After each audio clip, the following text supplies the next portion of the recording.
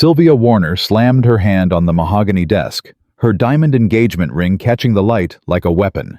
"I want that woman destroyed," she hissed into the phone. "File the report tonight. Tell them the child is being neglected. Tell them the father is unfit. I don't care what lies you have to spin." She paused, her nails drumming against the wood. "By tomorrow morning, that black maid will be dragged out of that mansion in handcuffs." She ended the call and smiled at her reflection. She had no idea that the woman she was trying to destroy would become the very person who would bring her empire crashing down. If this story touches your heart, I invite you to subscribe to my channel and follow this journey to the very end. Drop a comment telling me which city you're watching from. The scream tore through the Blackwell estate like a blade. Amara Johnson froze on the second floor, landing her cleaning cloth still damp in her hand. 5 days. She had worked here for exactly 5 days, polishing silver she would never eat from vacuuming carpets that cost more than her grandmother's medical bills. 5 days of following one rule above all others: stay away from the 5th floor. Mrs. Patterson had made that clear on her first morning. The head housekeeper had gripped Amara's wrist hard enough to leave marks. "Whatever you hear up there, you keep walking. That floor doesn't exist for people like us." Amara had understood. She needed this job. Grandma Ruth's cancer treatments weren't going to pay for themselves. But this sound. The scream came again, high and cyclical, the kind that doesn't ask for help because it has already given up on being heard. Amara knew that sound. Her brother Marcus used to scream exactly like that. "Miss Johnson!" The butler's voice floated up from below. "I trust you're attending to the East Wing as instructed." Amara didn't answer. Her feet were already moving. Each step took her further from safety, further from the paycheck she needed. The wallpaper changed from warm cream to cold gray as she climbed. The temperature dropped. The screaming grew louder. Marcus had died 4 years ago. Seizure complications. He was only 10 years old. She had been filling out insurance paperwork when his heart stopped. She pushed open the door at the end of the hallway. The boy couldn't have been more than 7. Thin, pale, pajamas twisted around his trembling frame. He sat in the center of the room, rocking violently, slamming his forehead against a bookshelf. No nurse, no nanny, no parent, just pain and repetition. "Oh, sweetheart," Amara breathed. She knew better than to rush toward him. Marcus had taught her that. She lowered herself to the floor several feet away and made herself small.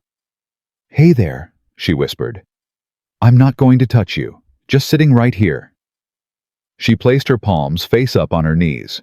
Then slowly, she traced a sign across her chest. Safe. A gesture her grandmother had taught her years ago to calm Marcus when words failed. The boy's head turned slightly. His eyes, swollen from crying, flickered toward her hands. She signed it again. Safe. The rocking slowed. 1 minute, 2, 3. The boy's forehead stopped hitting the bookshelf.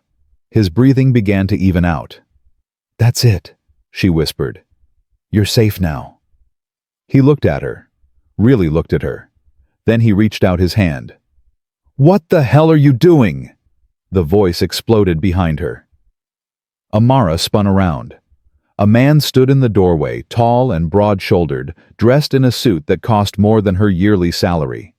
His face was carved from granite and polished with fury. Harrison Blackwell. She recognized him from the portrait in the main hall. Tech billionaire, owner of this estate. "I heard him crying," she managed. "I thought he might be in danger." "Step away from my son. Now." She obeyed, moving toward the wall. Harrison crossed to his son and crouched beside him. "Noah, look at me. It's Daddy." The boy flinched. His rocking started again with renewed intensity. "Noah, I need you to calm down." The rocking grew faster, more violent. Harrison reached out to lift him, and everything fell apart. Noah erupted.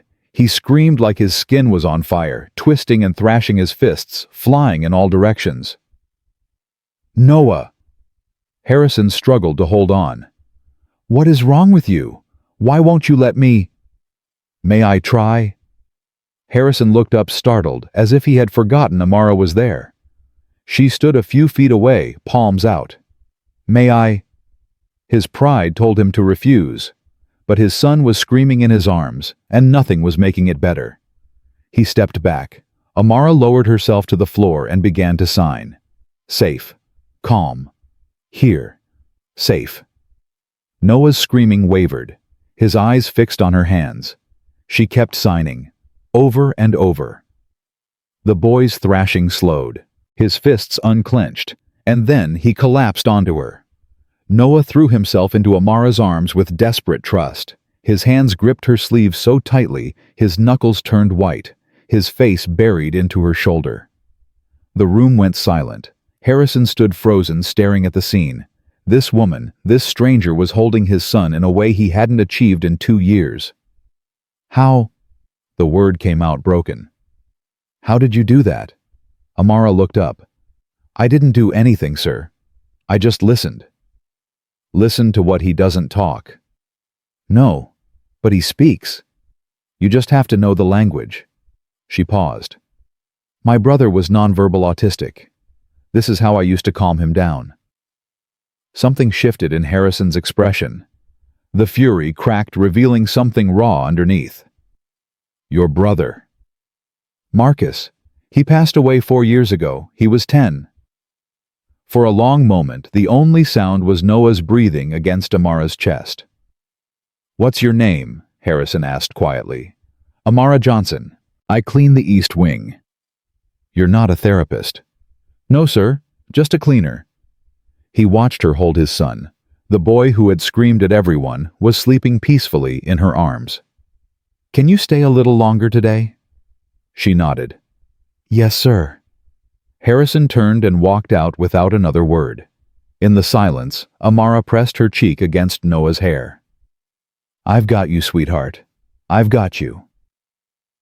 By sunset, Amara made her way downstairs, expecting to be dismissed.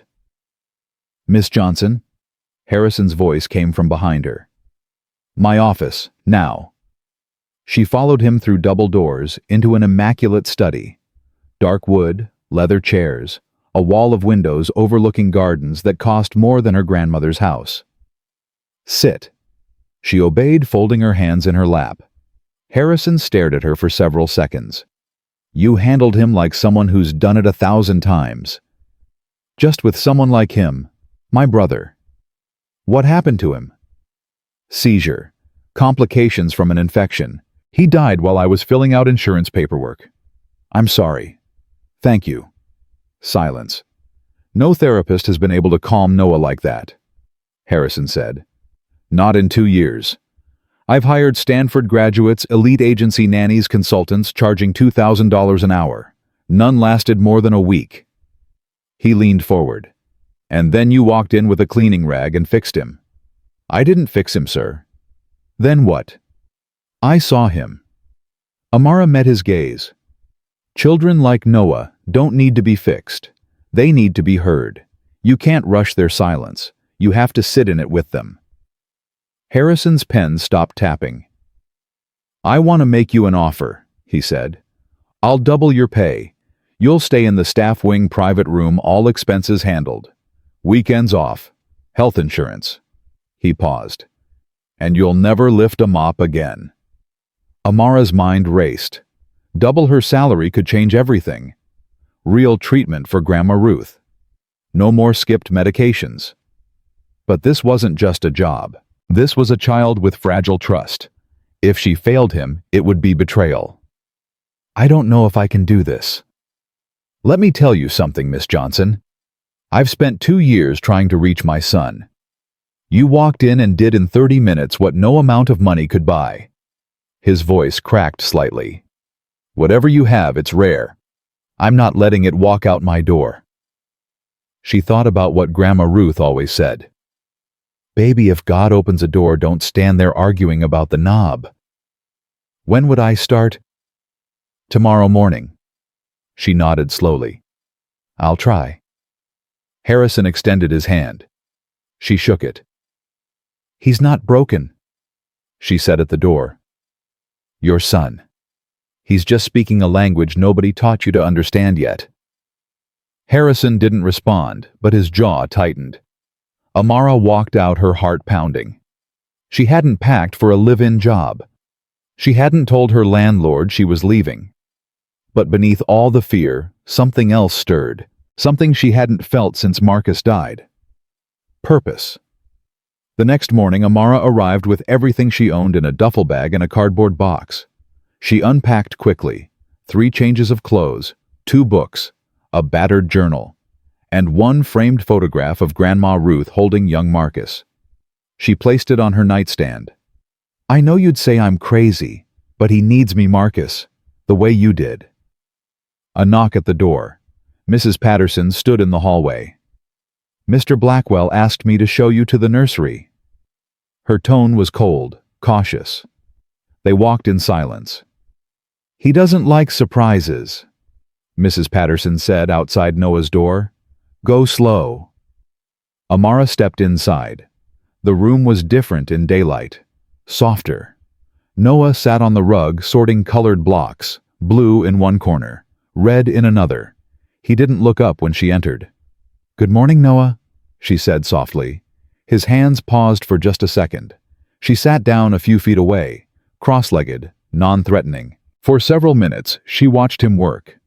Blue block, red block, blue block, red block. Then he picked up a red block and pushed it toward her with his toe. He didn't look at her, but the message was clear.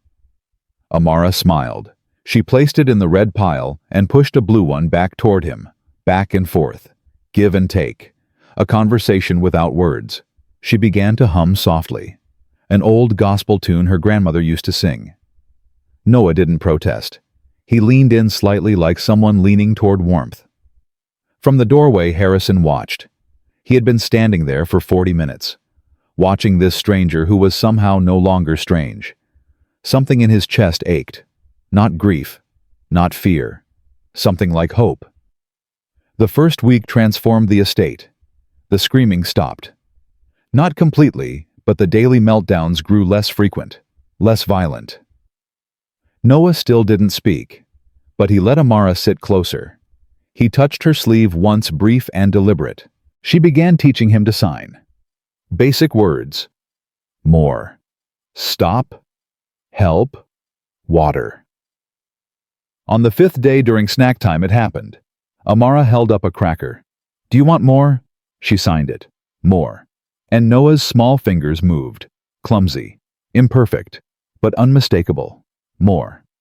Yes, she breathed, her voice cracking. Yes, sweetheart. More.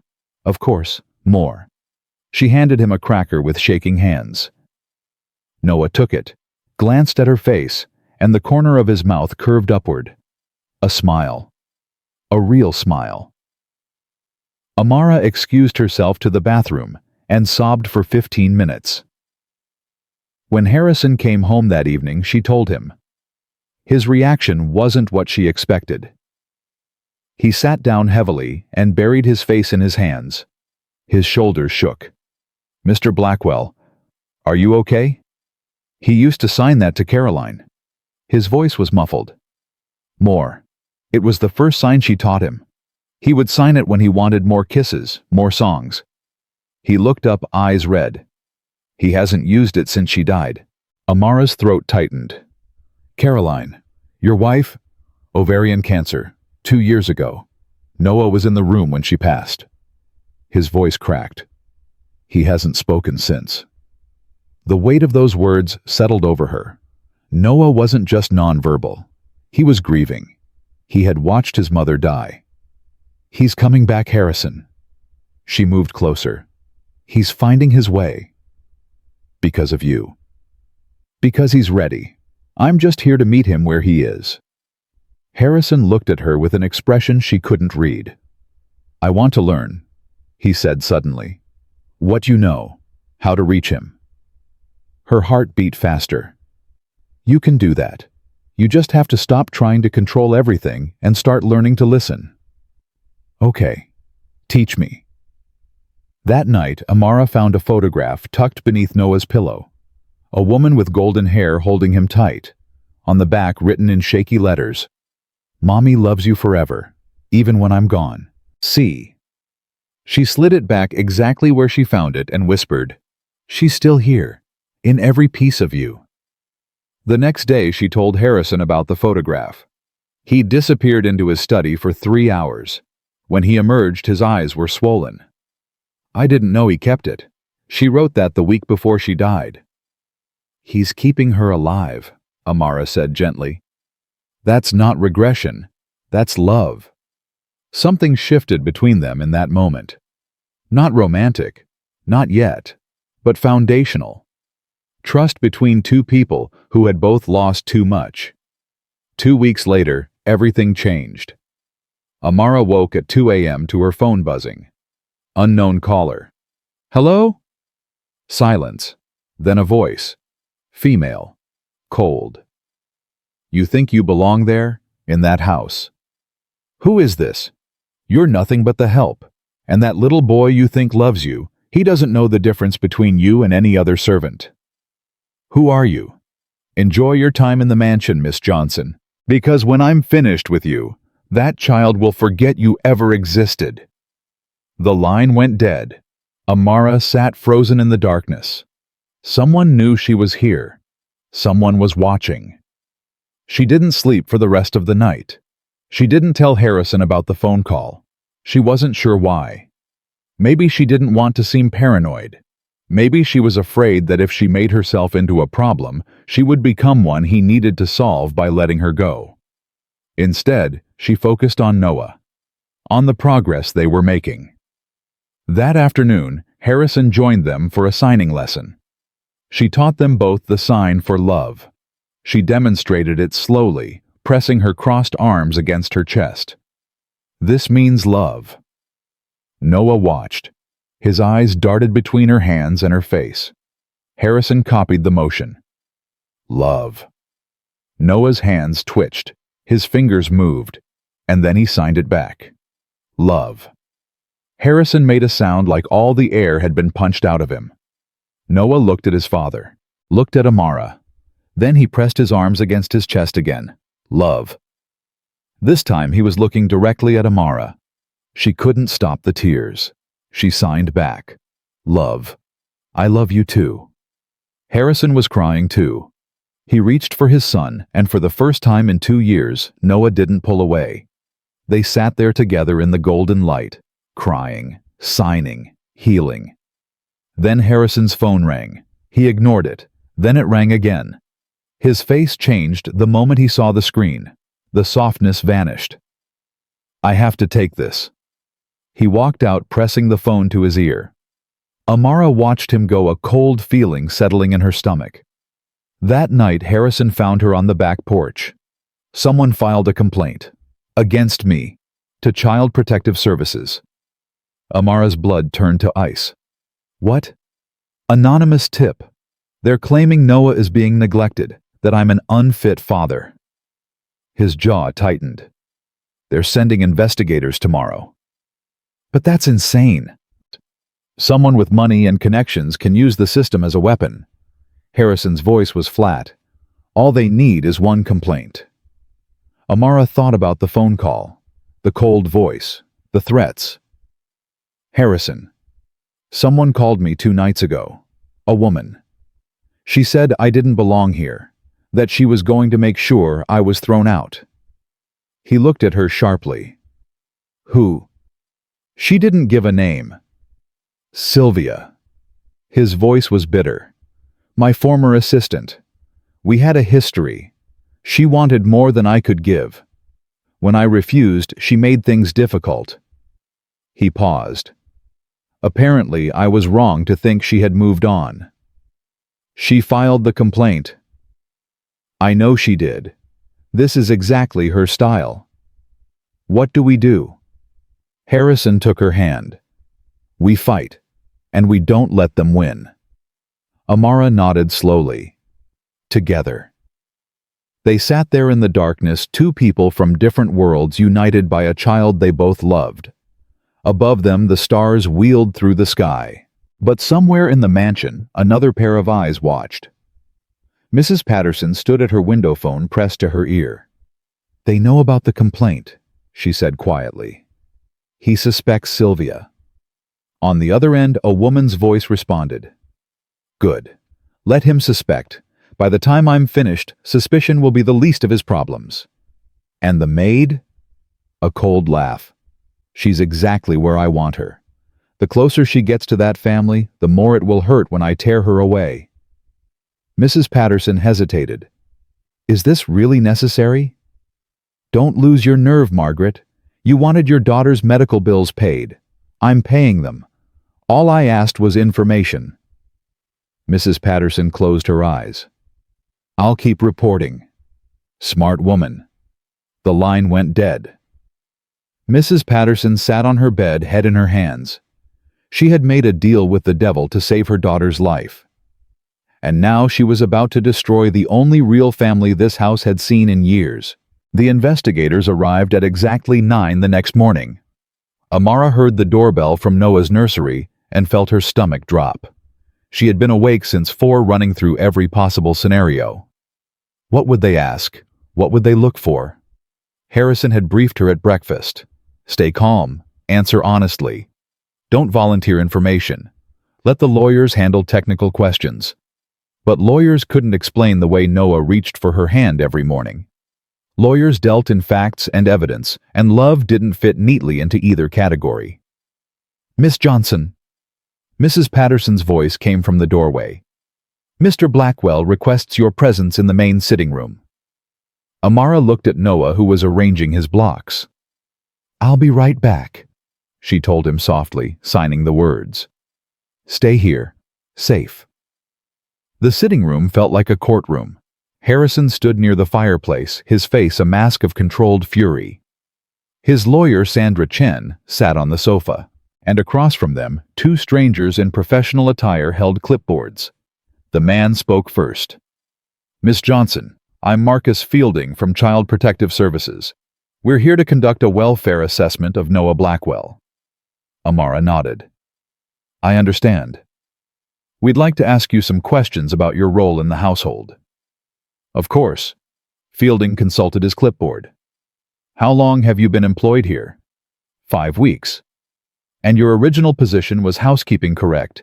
But you've been reassigned to care for Noah specifically?" "Yes." "What qualifications do you have for childcare, specifically for a child with autism spectrum disorder?" Here it was. The trap she had known was coming. "I don't have formal qualifications," she said carefully. "But I have experience. My brother was nonverbal autistic. I cared for him for 7 years before he passed." The investigators exchanged glances. "So you have no degree in child development, no certification, no professional training whatsoever?" "No, but I have something those things can't teach." "And what is that?" "Understanding." Amara's voice grew stronger. "I understand what it's like to love someone who can't tell you what they need. I understand the difference between a meltdown and a tantrum. I understand that silence isn't emptiness." Dr. Webb, the female investigator, paused her note-taking. "That's a lovely sentiment, Miss Johnson, but sentiment doesn't replace professional expertise."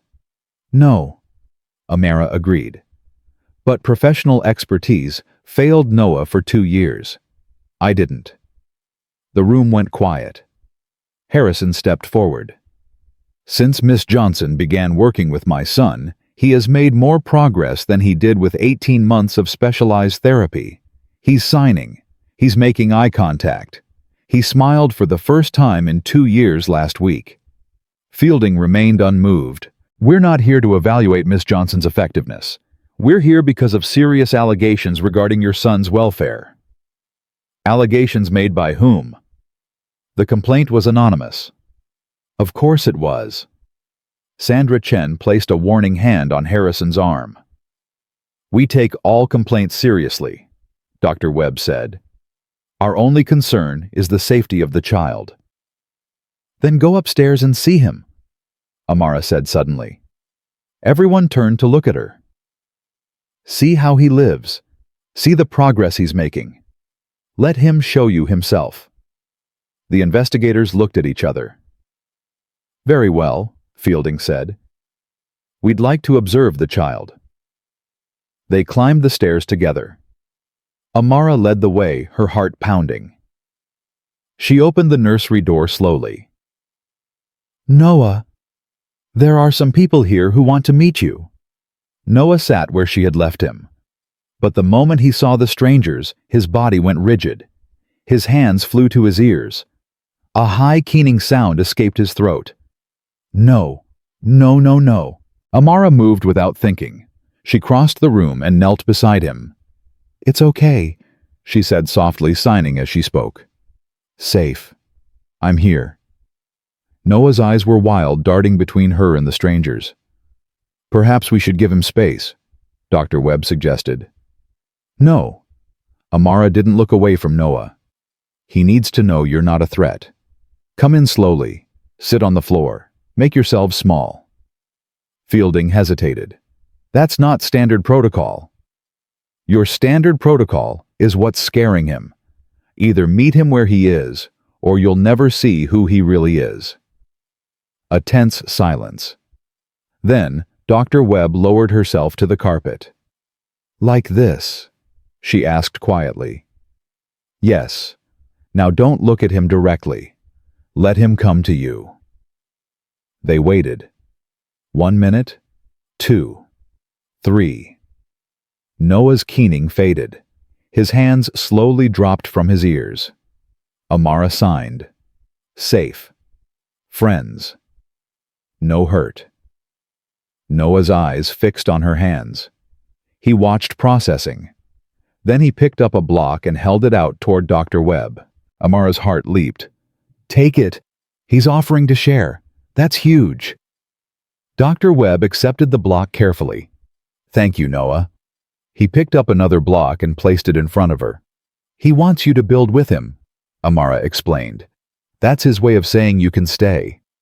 For 30 minutes, the child welfare investigators sat on the floor building block towers with a 7-year-old who couldn't speak but had just said more than most children say in a day. And watching from the doorway, Harrison felt something he hadn't felt in years. Hope.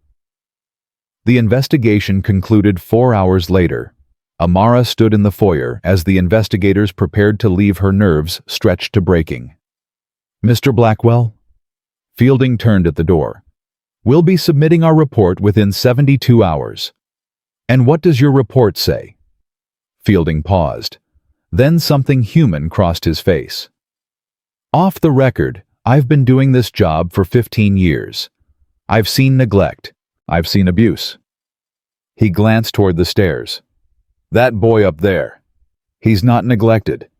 He's loved." He looked at Amara. "Whatever you're doing, keep doing it." After they left, Harrison leaned against the door, exhaling. "It's not over," Sandra warned. "The complaint is still on file. If Sylvia files another one, we'll be back here again. Then we stop her before she can." Harrison's expression hardened. "I want everything you can find on her." Sandra gathered her things and left. An hour later, Amara found Harrison in his study staring at a photograph. Caroline holding a baby Noah. "She would have known what to do," he said. "She always knew." Amara sat across from him. "You're doing better than you think." "Am I?" He looked at her. "It feels like I'm failing at everything." "You're not failing. You're fighting. There's a difference." "What if fighting isn't enough?" "Then you fight harder." Amara leaned forward. "When Marcus was sick, I used to lie awake wondering if I was enough. Some nights the answer was no, but I showed up anyway, because that's what love does." Harrison reached across the desk and took her hand. "Stay with me," he said. "Not just for Noah, for this." "Harrison? I know it's complicated. You work for me. We come from different worlds." He squeezed her hand. "But none of that changes how I feel when I'm with you." She should pull away. This was dangerous territory. But when she looked into his eyes, she didn't see a billionaire. She saw a man who had lost everything and was terrified of losing more. she saw herself. "I'm not going anywhere," she said quietly. "Whatever comes next, we face it together." 3 days passed without incident. Amara began to breathe again. Noah continued his progress, signing new words every day, even laughing once when she made a silly face. Harrison started coming home earlier, joining their routines. The three of them fell into a rhythm that felt almost like family. But peace never lasted long in the Blackwell house. On the 4th morning, Amara woke to find her phone flooded with notifications. Texts from numbers she didn't recognize. Voicemails from journalists. And a news alert that made her blood run cold. Blackwell Billionaire's secret unqualified maid, caring for disabled son. She clicked on the article with shaking hands. Every detail of her life laid bare. Her brother's death, her grandmother's illness, her lack of credentials. Photos of her arriving at the mansion obviously taken without her knowledge. And at the bottom, sources close to Child Protective Services confirm that an investigation into the Blackwell household is ongoing. Sylvia, it had to be. Her phone rang. Unknown number. "Enjoying the show?"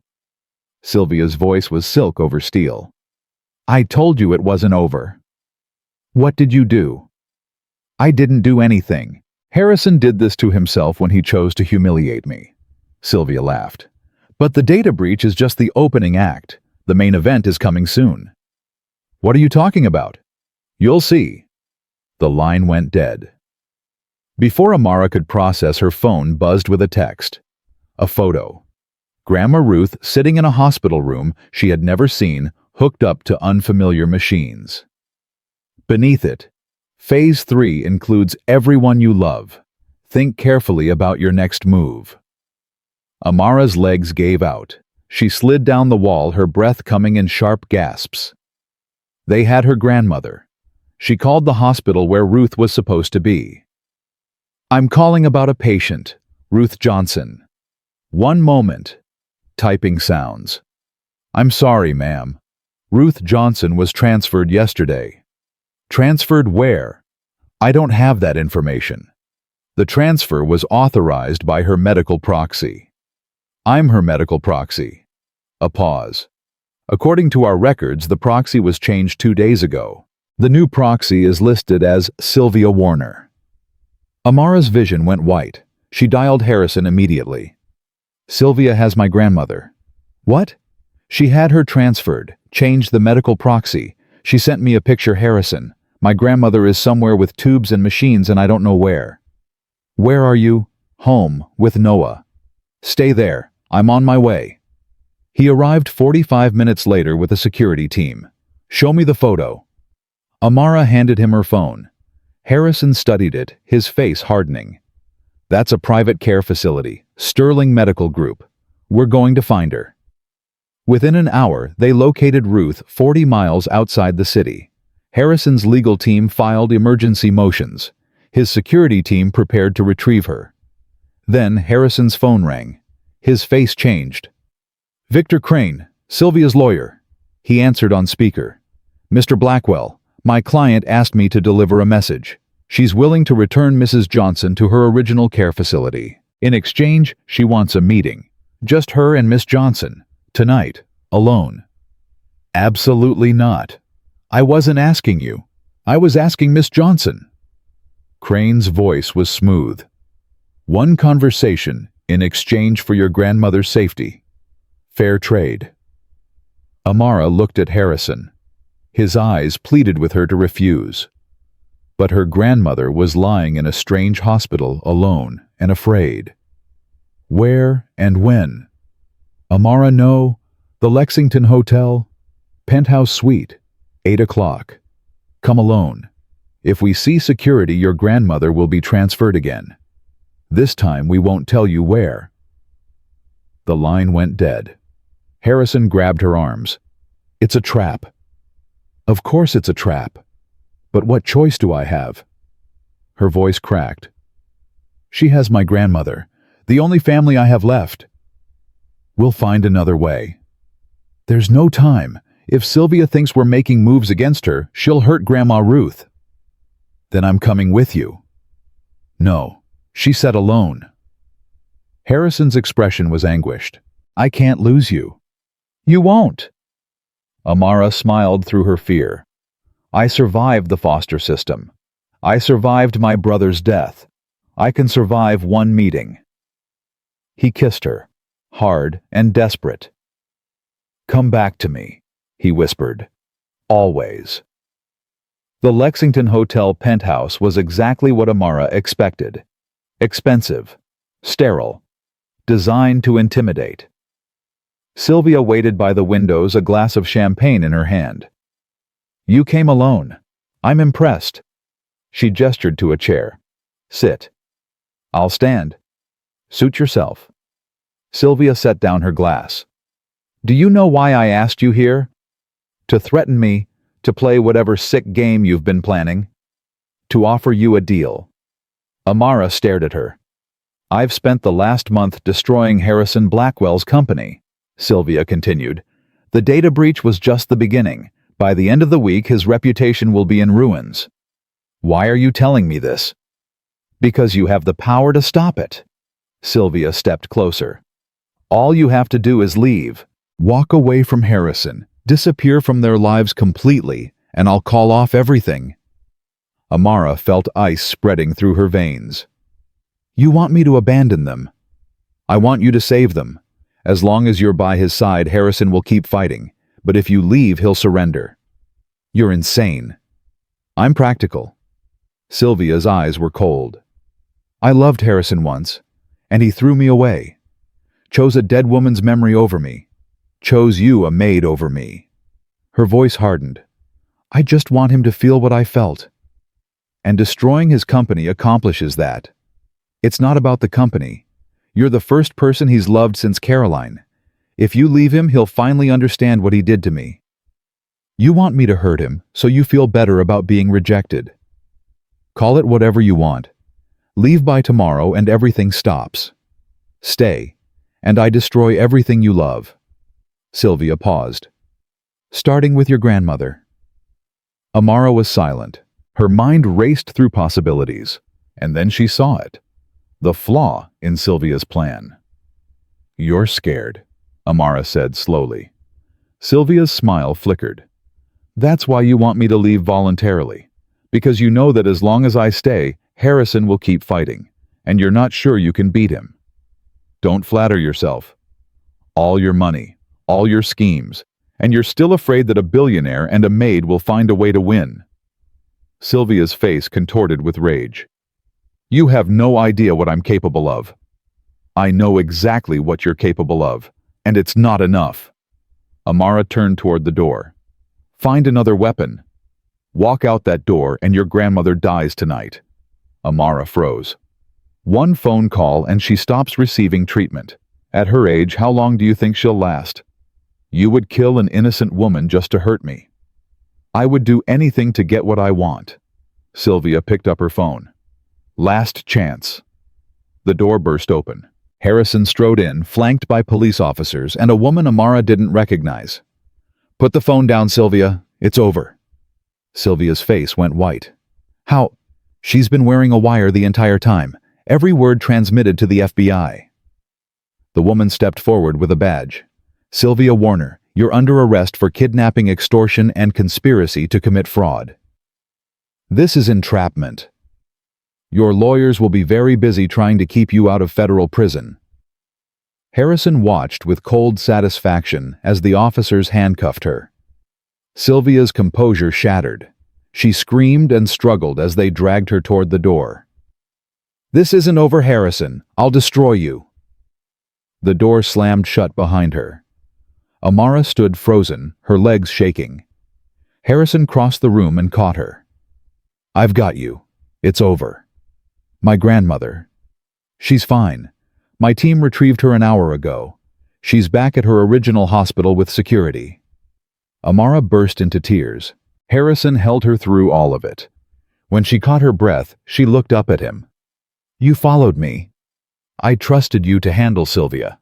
I just wanted backup if things went wrong. He smiled. You had her figured out before I walked in. I was terrified.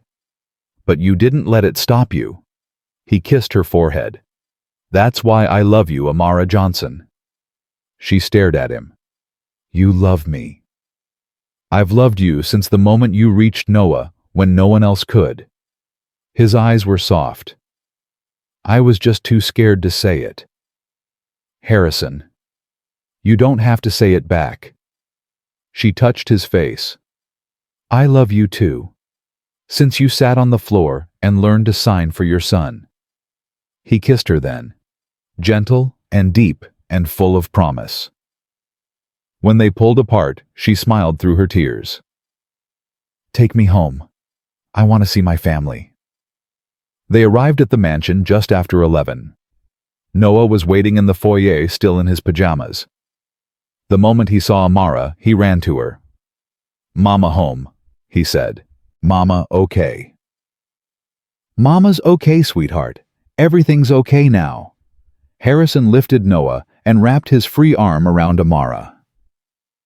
Family, Noah said, pointing at each of them. Dada, Mama, Noah, family. That's right, buddy. Family. They stood there in the foyer, wrapped together, finally safe. But even as Amara savored the moment, a small voice in her mind whispered a warning. Sylvia was in custody. The immediate threat was over. But what about the asset she had mentioned? The one she had activated weeks ago? Where were they? The answer came 2 days later. Amara was helping Noah with his morning routine when Harrison's assistant called. There's someone at the gate. She says she needs to speak with you immediately. She says it's about Caroline. Amara's blood chilled. 20 minutes later, they sat across from a woman in her 30s with nervous eyes. My name is Teresa Vance. I was Caroline's nurse during her final weeks. Harrison's face was blank. I remember you. I've carried this secret for 2 years. She took a shaky breath. Mr. Blackwell, your wife's death wasn't natural. She was murdered. The room went absolutely still. Someone tampered with her medication, made it look like the cancer took her faster than it should have. Teresa's eyes filled with tears. I noticed the discrepancy, but before I could report it, someone threatened me. Who? I don't know who threatened me, but I know who ordered it. She paused. Sylvia Warner. Harrison didn't move, didn't breathe. You're telling me Sylvia killed my wife? Yes. I believe Caroline discovered something about Sylvia, something damaging, and Sylvia decided to silence her permanently. Teresa pulled out a folder. I kept copies of everything, the medical records, the original prescriptions, the changes. Harrison took the folder with shaking hands. Why are you coming forward now? Because she's in custody. She can't hurt my family anymore. Teresa met his eyes, his. And because your son deserves to know the truth about his mother. Harrison opened the folder and began to read. Amara watched his face transform. The shock, the disbelief, the dawning horror. And beneath it all, a rage so deep it seemed to fill the room. When he looked up, his eyes were wet. She murdered Caroline, to get to me, because I rejected her. I'm so sorry, Teresa whispered. Harrison walked to the window, his back to them. Amara wanted to go to him, but she understood that some grief needed space. What happens now? She asked Teresa. I've contacted the FBI. They're adding murder charges. After Teresa left, Amara approached Harrison. He stood motionless, staring at the garden where Caroline used to walk. She killed her. His voice was hollow. Because of me. This isn't your fault. If I had handled things differently, if I had seen what she was capable of, you couldn't have known.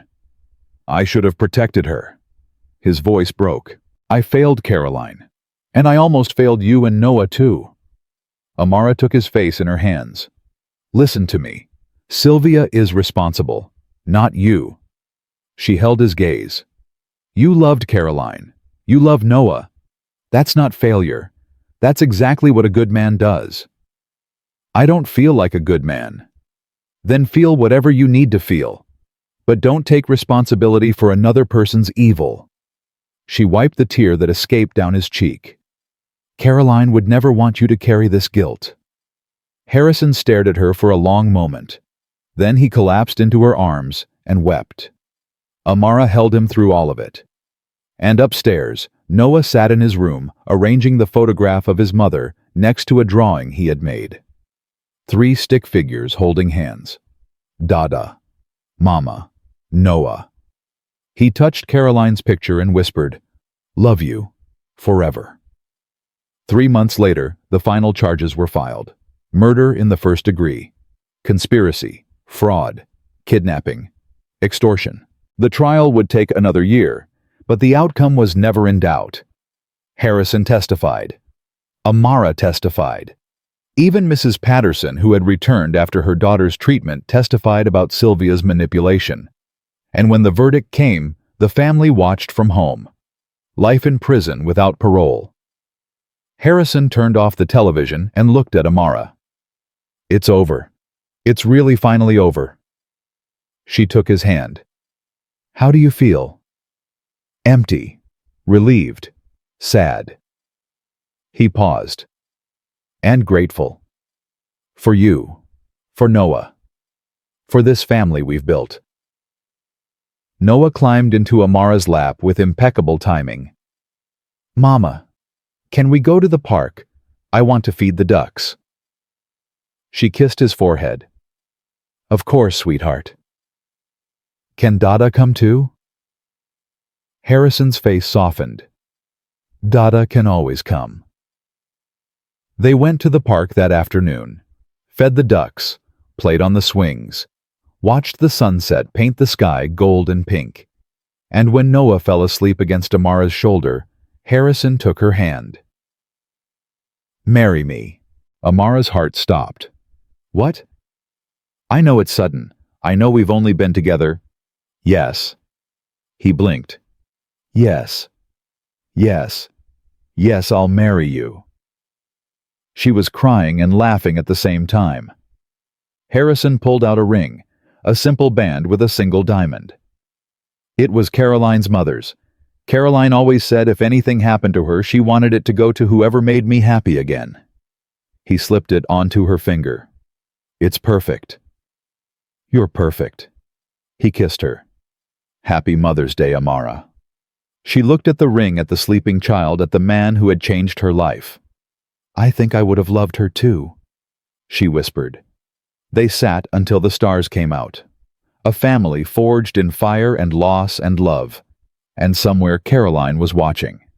Smiling. Finally at peace. The wedding was set for spring. Amara had wanted something small, intimate, just family and close friends. But Harrison, for all his boardroom coldness, turned out to be hopelessly romantic. "You deserve more than small," he told her when she protested the growing guest list. "You deserve everything. I have everything. I have you and Noah. Then let me give you a day you'll remember forever." She couldn't argue with that. Not when he looked at her with eyes that had once been so cold and were now filled with warmth she never expected to find. So the plans grew. Invitations went out. Florists were consulted. The estate transformed day by day into something magical. But Amara's attention was elsewhere. On Noah. 6 months had passed since Sylvia's arrest.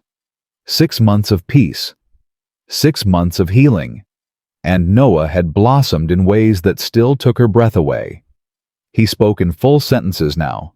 Not always smoothly, but the words came when he needed them. He had started attending a specialized school 3 days a week, making friends with other children who understood his world. He laughed freely. He sought hugs instead of retreating from them. And every morning without fail he found Amara wherever she was and said the same thing. "Good morning, Mama. I love you." It never stopped making her cry.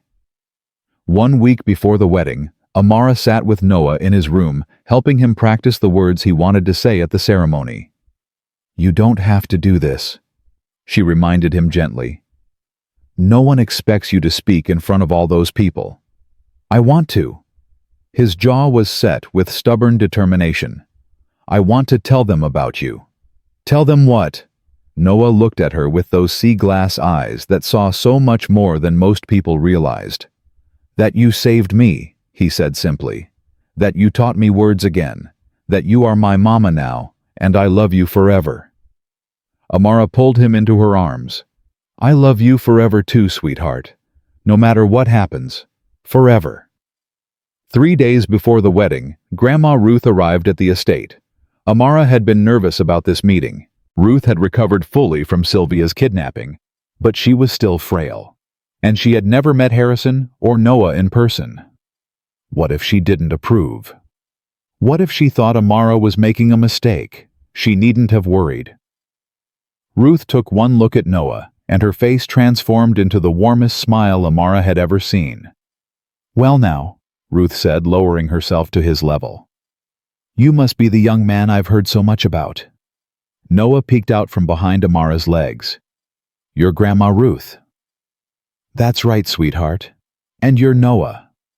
Ruth held out her weathered hand. Your mama told me you're very good at signing. Can you teach an old woman some words? Noah's face lit up. He took her hand and began guiding her fingers through simple signs. More. Love. Family. Amara watched them, tears streaming down her face as the two most important pieces of her past and present came together. Harrison found her in the hallway 20 minutes later. Everything okay? Everything's perfect. She loves him already. Of course she does. He's impossible not to love. Harrison pulled her close. Just like his mother. I'm not his mother. Not really. You're more his mother than anyone has ever been. Biology doesn't make a family. Love does. That evening, Ruth asked to speak with Amara alone. They sat together in the garden watching the sunset paint the sky in shades of orange and purple. He's a good man, Ruth said quietly. I wasn't sure at first. Rich men usually aren't. He's different, Grandma. I can see that. The way he looks at you. The way he looks at that boy. Ruth took her hand. Your mama would be proud, baby. So proud. I wish she could be here. She is. Right here. Ruth pressed her hand against her heart. The people we love never really leave us. They just change addresses. Amara leaned her head on her grandmother's shoulder. I miss Marcus. I miss him every day. I know you do, but you're honoring him. Every time you help that little boy, you're keeping Marcus alive. Ruth kissed her hair. That's how love works. It doesn't end. It just finds new places to live. The night before the ceremony, Amara couldn't sleep. She wandered the halls of the mansion that had become her home. So much had changed since that first night. So much had been lost and found and lost again before finally settling into something permanent. She ended up in Noah's room. He was awake, sitting up in bed, clutching Caroline's photograph. Hey, sweetheart. Amara sat beside him. Can't sleep either. Noah shook his head. I was talking to Mommy. Her heart clenched. What were you telling her? That I'm okay now. That Dada is happy again. That you take care of us. He looked up. Do you think she can hear me? I think she can hear everything. I think she's been watching over you this whole time. I told her thank you. For what? For sending you. Noah's eyes were serious. I asked her to send someone to help us, and then you came. Amara couldn't speak. The lump in her throat was too large. She wrapped her arms around him and held on. I think you're right, she finally whispered. I think she was listening. They sat there until Noah fell asleep in her arms. Then she laid him gently on his pillow and kissed his forehead. Thank you, Caroline, she murmured, for trusting me with them. I promise I'll spend the rest of my life being worthy of this gift. The morning of the wedding dawned clear and bright. Amara stood before the mirror in the bridal suite, barely recognizing the woman who stared back. The dress was simple but elegant. She felt beautiful, worthy, loved. Ruth sat nearby, dabbing her eyes with a handkerchief. Your mama would be so proud of the woman you've become. I wish she could be here. She is baby. She's right here. A knock interrupted them. Mrs. Patterson stepped inside. Amara hadn't seen much of her since the trial. Margaret had returned to her duties, but things between them remained strained. Too much had happened for easy forgiveness. I wanted to give you something, Mrs. Patterson said, holding out a small velvet box. Before the ceremony. Amara hesitated, then opened it. Inside was a delicate silver bracelet, obviously old. It belonged to Caroline, Mrs. Patterson explained. She gave it to me years ago. She said I should pass it on to someone who deserved it. Her voice wavered. I think she would want you to have it. Amara looked at the bracelet, then at the woman who had betrayed her family and then helped save them. Why are you giving this to me? Because I need you to know how sorry I am. For everything. Mrs. Patterson's eyes filled with tears. I made terrible choices. I hurt people I love. I know you may never forgive me. The mention of forgiveness hit Amara hard. But instead of anger, she felt something else rise in her chest. Understanding. I do understand, Amara said quietly. I understand more than you know. She clasped the bracelet around her wrist. Thank you, Margaret, for this, for coming forward when it mattered. Mrs. Patterson nodded, tears streaming down her face. Be happy, Miss Johnson. You deserve it. She left before Amara could respond. Ruth squeezed Amara's hand. Forgiveness is hard, baby, but it's the only thing that sets us free. I know, Grandma. I know. The ceremony began at 4. Amara walked down the aisle on trembling legs, her eyes fixed on Harrison. He stood at the altar with Noah beside him. Both were crying before she even reached them. The guests were a mixture of worlds. Harrison's business associates in expensive suits. Amara's former co-workers from the diner in Queens. Dr. Webb from CPS. People who had witnessed different pieces of their journey. But Amara barely noticed any of them. Her entire world had narrowed to the 2 people waiting at the end of the aisle. The officiant spoke the traditional words, but she heard them from a distance. She was too focused on Harrison's eyes, on the slight tremble in his voice when he spoke his vows. Amara, when I met you, I was a broken man. I had lost my wife. I had lost my connection to my son. I had lost all hope. Harrison's voice cracked. And then you walked into our lives with a cleaning rag and a heart bigger than this entire estate. You didn't see a billionaire or a broken father. You saw a man worth saving, and you saved me. Amara was crying openly now. I promised to spend the rest of my life being worthy of your love. I promised to support you, cherish you, and stand beside you through every storm. He squeezed her hands. I promised to never stop choosing you, every day, for the rest of my life. Then it was her turn. Harrison. I came to this house expecting nothing. I was a temp worker with a mop and a prayer, just trying to survive. I never imagined I would find love here. I never imagined I would find family. She paused. But that first night when I heard Noah crying, something woke up inside me. Something I thought had died with Marcus. You gave me a reason to hope again. She looked at Noah. I promise to love you both with everything I have. I promise to fight for this family no matter what comes. I promise to be patient and present even when it's hard, especially when it's hard. She turned back to Harrison. I promise you will never be alone again, because family isn't about blood. It's about showing up, and I will always show up for you. The officiant smiled. I believe the young man has something he would like to say. Everyone turned to Noah. He stepped forward, his small body rigid with determination, his prepared words clutched in trembling hands. Amara's heart pounded. She knew how hard this was for him. But Noah took a deep breath and began. My name is Noah Blackwell. His voice was halting but clear. I didn't talk for 2 years. After my first mommy died, the words went away. I was scared. I was sad.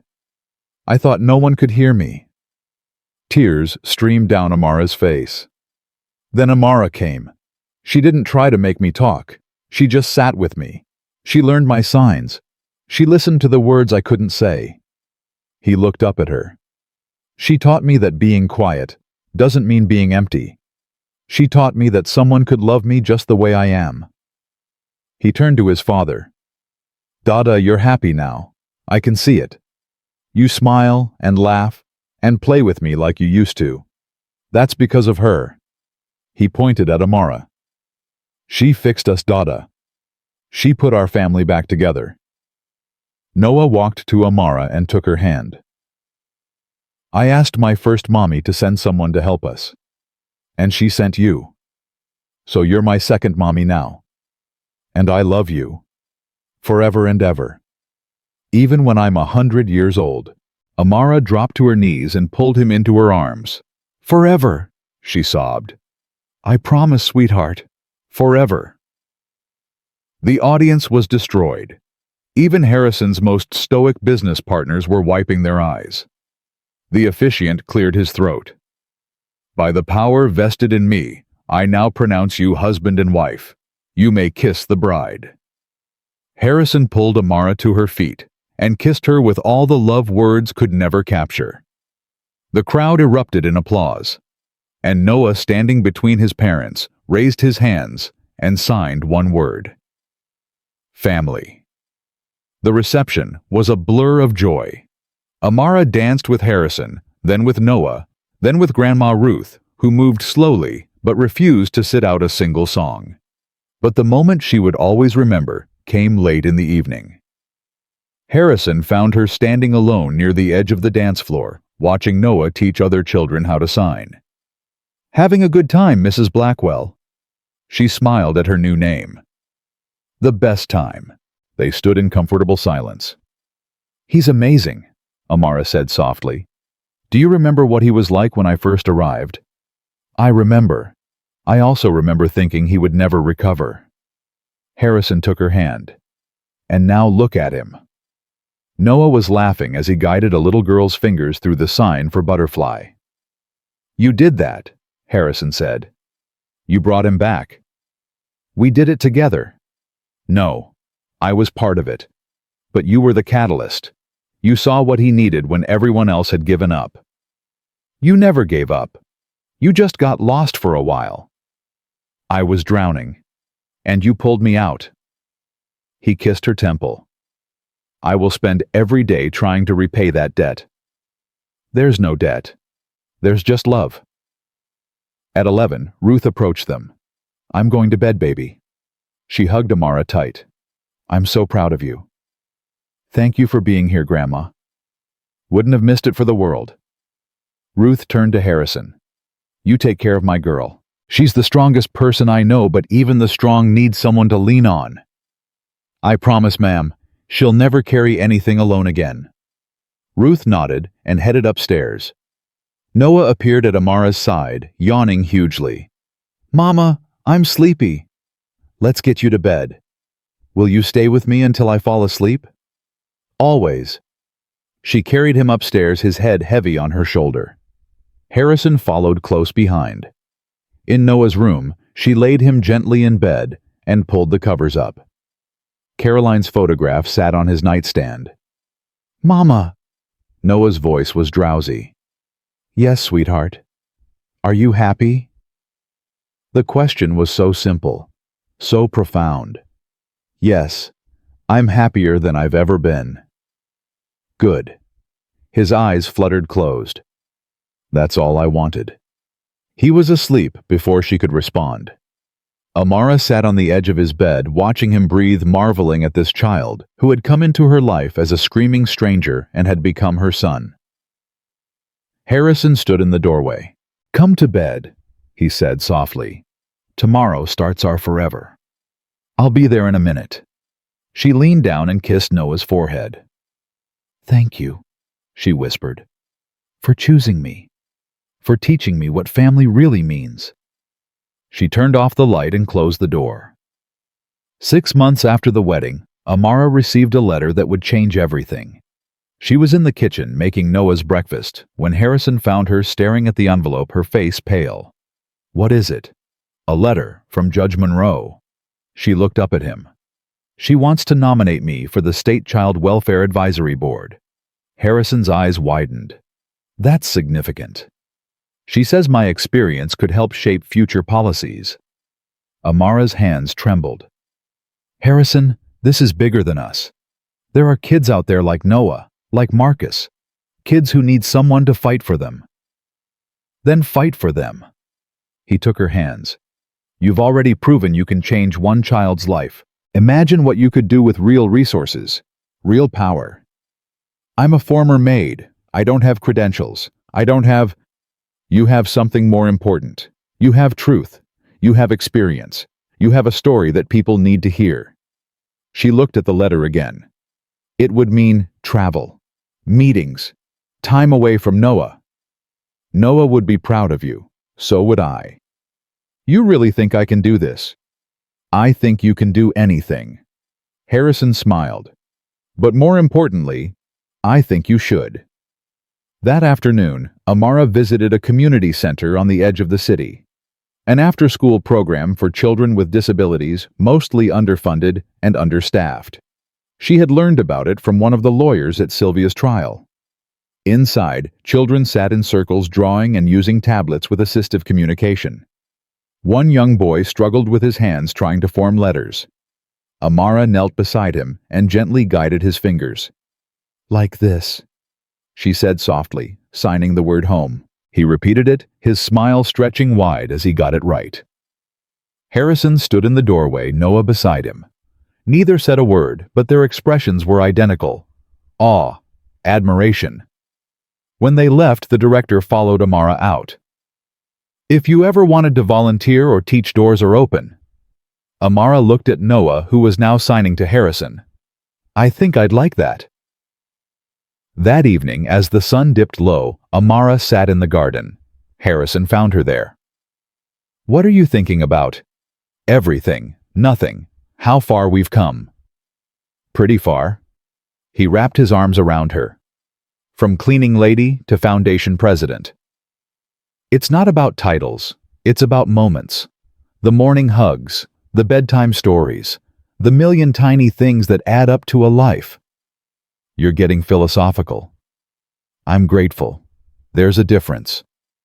From inside, Noah's voice carried through the windows. "Mom, Dad, dinner's ready." They walked back inside together, hand in hand. Noah stood at the table, proudly displaying the simple meal he had helped Mrs. Patterson prepare. Sandwiches and fruit arranged with careful precision. "I made it for you," he announced, "because you always make things for me." Amara's eyes filled with tears. "It's perfect, sweetheart." "Sit down, sit down." Noah pulled out her chair. "I want to say grace." They bowed their heads as Noah spoke. "Thank you for my family. Thank you for my mama and dada. Thank you for Grandma Ruth and even Mrs. Patterson." He paused. "And thank you for my first mommy in heaven, who sent us help when we needed it. Amen." "Amen," Amara and Harrison said together. They ate in comfortable silence, the three of them. And Amara thought about how strange life was, how the worst moments could lead to the best ones, how loss could become the pathway to love. She had walked into this house with nothing but a mop and a broken heart. Now she had everything. 2 months later, Amara stood at a podium in the ballroom of the Lexington Hotel. The same building where she had once confronted Sylvia Warner, now transformed into the venue for the first annual Child Advocacy Foundation Gala. The room was packed with donors, politicians, and most importantly, families who would be helped by the foundation she had started. "When I was 19 years old," Amara began, "my brother Marcus died. He was nonverbal autistic. He was 10 years old, and he was the best person I ever knew." The audience was silent. "Marcus taught me that communication isn't about words. It's about presence. It's about showing up day after day and letting someone know they're not alone. She paused. After he died, I thought that lesson died with him. She smiled. I was wrong. She looked toward Harrison and Noah in the front row. A little over 3 years ago, I walked into a mansion as a temp cleaner and met a little boy who hadn't spoken in months. He was scared. He was grieving. He was lost. Her voice wavered. But I understood, because I had been there before. Noah was grinning up at her. That little boy is my son now. His name is Noah, and he's here tonight because he wants you to know something. She stepped back from the podium. Noah walked up to the stage with confidence that would have been unimaginable 3 years ago. He climbed the steps and stood on his tiptoes to reach the microphone. Hi, he said clearly. My name is Noah Blackwell. I'm 9 years old, and I want to tell you about my mom. The audience leaned forward. My mom isn't my first mom. My first mom died when I was 5, but my second mom found me when I was lost. She didn't try to fix me. She just loved me, and that's what made the words come back. He looked at Amara with so much love. There are lots of kids like me. Kids who can't talk. Kids who are scared. Kids who feel alone. His voice grew stronger. They need someone to find them too. Someone who will love them just the way they are. He pointed to the audience. That's why my mom started this foundation. To help find those kids. To give them what she gave me. He paused. A family. A voice. A chance. The applause was thunderous. Noah stepped back and wrapped his arms around Amara's waist. She held him tight as the crowd rose to their feet. Later that night, the gala raised over $3 million. But the real victory wasn't the money. It was the families who approached Amara afterward. Parents with tears in their eyes thanking her for giving them hope. Children who signed hello and goodbye. Teachers who wanted to learn new techniques. It was the proof that one person could make a difference. That love in the end was always enough. As they drove home, Noah fell asleep in the back seat, exhausted from his triumph. Harrison reached over and took Amara's hand. You were incredible tonight. Both of you. He was the incredible one. He learned from the best. Amara looked out the window at the passing lights. Do you ever think about what would have happened if I had followed the rules that first night? If I had stayed away from the 5th floor? Every day. And every day I thank God you didn't. It was the best decision I ever made. Better than marrying me. She laughed. That was the second best decision. He pretended to be offended, then kissed her hand. I love you, Amara Blackwell. I love you too, Harrison Blackwell. They drove home in peaceful silence, a family whole and healed. But even as Amara savored the moment, she couldn't shake the feeling that something was coming. A test she hadn't anticipated. A challenge that would prove whether everything they had built was strong enough to last. She pushed the thought away. Tonight was for celebrating. Tomorrow would take care of itself. 1 week later, the call came. Amara was helping Noah with his homework when her phone rang. An unfamiliar number. Mrs. Blackwell, this is Dr. Patel at St. Mary's Hospital. I'm calling about Ruth Johnson. Amara's blood turned to ice. What happened?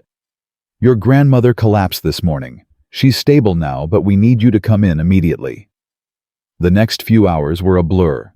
Amara raced to the hospital, Harrison following with Noah. She found Ruth in a private room, looking smaller than she had ever seen her. Grandma, Amara rushed to her side. What happened? Ruth smiled weakly. Nothing to worry about, baby. Just got a little tired. Dr. Patel pulled Amara aside. Mrs. Blackwell, I need to be honest with you. Your grandmother's cancer has returned. It's aggressive. But she finished treatment. She was in remission. Cancer doesn't always follow the rules. Dr. Patel's voice was gentle. We can try chemotherapy again, but at her age with her overall health. He paused. You should prepare yourself. How long? Weeks. Maybe months if we're lucky. Amara felt the floor drop out beneath her. She walked back to Ruth's room on numb legs. Her grandmother took one look at her face and understood. "Come here, baby." Amara collapsed into the chair beside the bed, sobbing. Ruth stroked her hair. "Hush now. I've lived a long, good life. I've seen things I never thought I'd see. I watched my granddaughter become a mother, a wife, a woman who changes the world. You can't leave me. Not now. Not when everything is finally good." "That's exactly why I can leave." Ruth's voice was peaceful. "Because I know you'll be okay. You have Harrison. You have Noah. You have a family that loves you." "They're not you." "No, but they're yours. And that's what matters." Amara looked up at her grandmother's face. The face that had been her anchor through every storm. The hands that had held hers through every loss. "I'm not ready." Nobody ever is, baby. But ready or not, life keeps moving. Ruth squeezed her hand. "Promise me something." "Anything." "Don't let grief steal your joy. When I'm gone, you keep living. You keep loving. You keep fighting for those children who need someone to see them." Her eyes were fierce. "Promise me." "I promise." "Good girl." Ruth settled back against her pillows. "Now, where's my great-grandson? I want to teach him one more sign before I get too tired." Noah came in, his face worried. Ruth beckoned him closer. "Come here, sweetheart. I want to show you something." She guided his hands through a new sign, a complicated one Amara didn't recognize. "What does that mean?" Noah asked. "It means, I carry you in my heart." Ruth pressed his hand against her chest. "Wherever I go, I carry the people I love. And wherever you go, you carry me. Even when we can't see each other." "Understand?" Noah nodded solemnly. "I carry you in my heart, Grandma Ruth." "That's right, sweetheart." She kissed his forehead. "That's exactly right." Over the next 6 weeks, Ruth's condition declined. Amara spent every possible moment at the hospital. Harrison handled Noah's care, bringing him to visit whenever Ruth was strong enough. They told stories. They laughed. They cried. Ruth shared memories Amara had never heard before. About her mother as a young girl. About Marcus's first smile. About the day Amara was born, and how Ruth had known even then that she was special. "You were always different," Ruth said one afternoon. "Always watching, always listening. Even as a baby, you saw things other people missed. I learned from you." "No, baby, you learned from life. I just helped you make sense of it." On Ruth's last night, the whole family gathered in her room. Harrison, Amara, Noah, even Mrs. Patterson, who had driven Ruth to countless doctor's appointments in recent weeks. They sat together in the quiet, watching Ruth sleep. Around midnight, she stirred. "Amara." "I'm here, Grandma." Ruth's eyes found hers, clear, peaceful. "I see them." "See who?" "Your mama. Your daddy, Marcus." Ruth smiled. "They're waiting for me." Amara's tears fell freely. "Tell them I miss them." "They know, baby. They've been watching over you all along." Ruth's hand tightened on hers. "Remember what I said. I carry you in my heart, always." "I carry you too, Grandma. Always." Ruth closed her eyes. Her breathing slowed, and then peacefully, she was gone. Amara sat holding her grandmother's hand for a long time. Harrison wrapped his arms around her from behind. "She's with Marcus now," he whispered. "And your parents. She's not alone." "I know." Amara's voice was hollow. "But I am." "No." Harrison turned her to face him. "You're not alone. You have me. You have Noah. You have a family that will never leave you." Noah climbed into her lap and wrapped his small arms around her neck. "I carry you in my heart, Mama," he whispered, just like Grandma Ruth said. Amara held him tight and let herself break. But even as she grieved, she knew Ruth was right. Life would keep moving, and she would keep moving with it. Because that's what love does. It survives. It endures. It finds new places to live. And it never ever lets go. The funeral was held on a Tuesday morning under skies that couldn't decide between rain and sunshine. Amara stood at the graveside in a black dress she didn't remember buying Harrison on one side, Noah on the other. The minister's words washed over her like water, meaningless sounds that couldn't touch the emptiness inside. Ruth was gone. The woman who had raised her. The woman who had held her through every nightmare, every failure, every loss. The woman who had taught her that love was a verb, not just a feeling. Gone. Noah squeezed her hand. "Mama, are you okay?" She looked down at his worried face and forced a smile she didn't feel. "I will be, sweetheart. I will be." But she wasn't sure she believed it. After the service, people gathered at the estate. Harrison had insisted on hosting the reception, and Amara hadn't had the energy to argue. She moved through the crowd like a ghost. Accepting condolences she couldn't process, nodding at stories she couldn't hear. She was such a wonderful woman. She talked about you all the time. She was so proud of everything you've accomplished. The words blurred together into white noise. At some point, she found herself alone in the garden, sitting on the bench where she and Ruth had talked 3 days before the wedding. The azaleas were blooming. Ruth had loved azaleas. "There you are." Harrison sat down beside her. He didn't speak, didn't try to fill the silence with empty comfort. He just took her hand and held it. They sat there for a long time. Finally, Amara spoke. She was the last one. The last one. The last person who knew me before. Before Marcus died. Before I came here. Before any of this. Her voice cracked. Everyone else who remembers that girl is gone now. My parents, Marcus, and now Ruth. I know that girl. No, you know who I became. You know the woman who walked into your house with a mop. But the girl who used to braid her grandmother's hair on Sunday mornings, the girl who learned to sign because her brother couldn't speak, the girl who dreamed about things she thought she'd never have. Amara shook her head. She's a stranger to you. Harrison was quiet for a moment. Then he said, "Tell me about her." "What?" "That girl. Tell me about her. Tell me everything. The dreams she had. The fears she carried.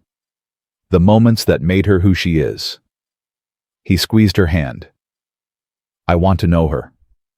I want to know all of you." Amara looked at him. This man who had given her everything and was still asking for more. Not demanding. Asking. "It might take a while. We have time."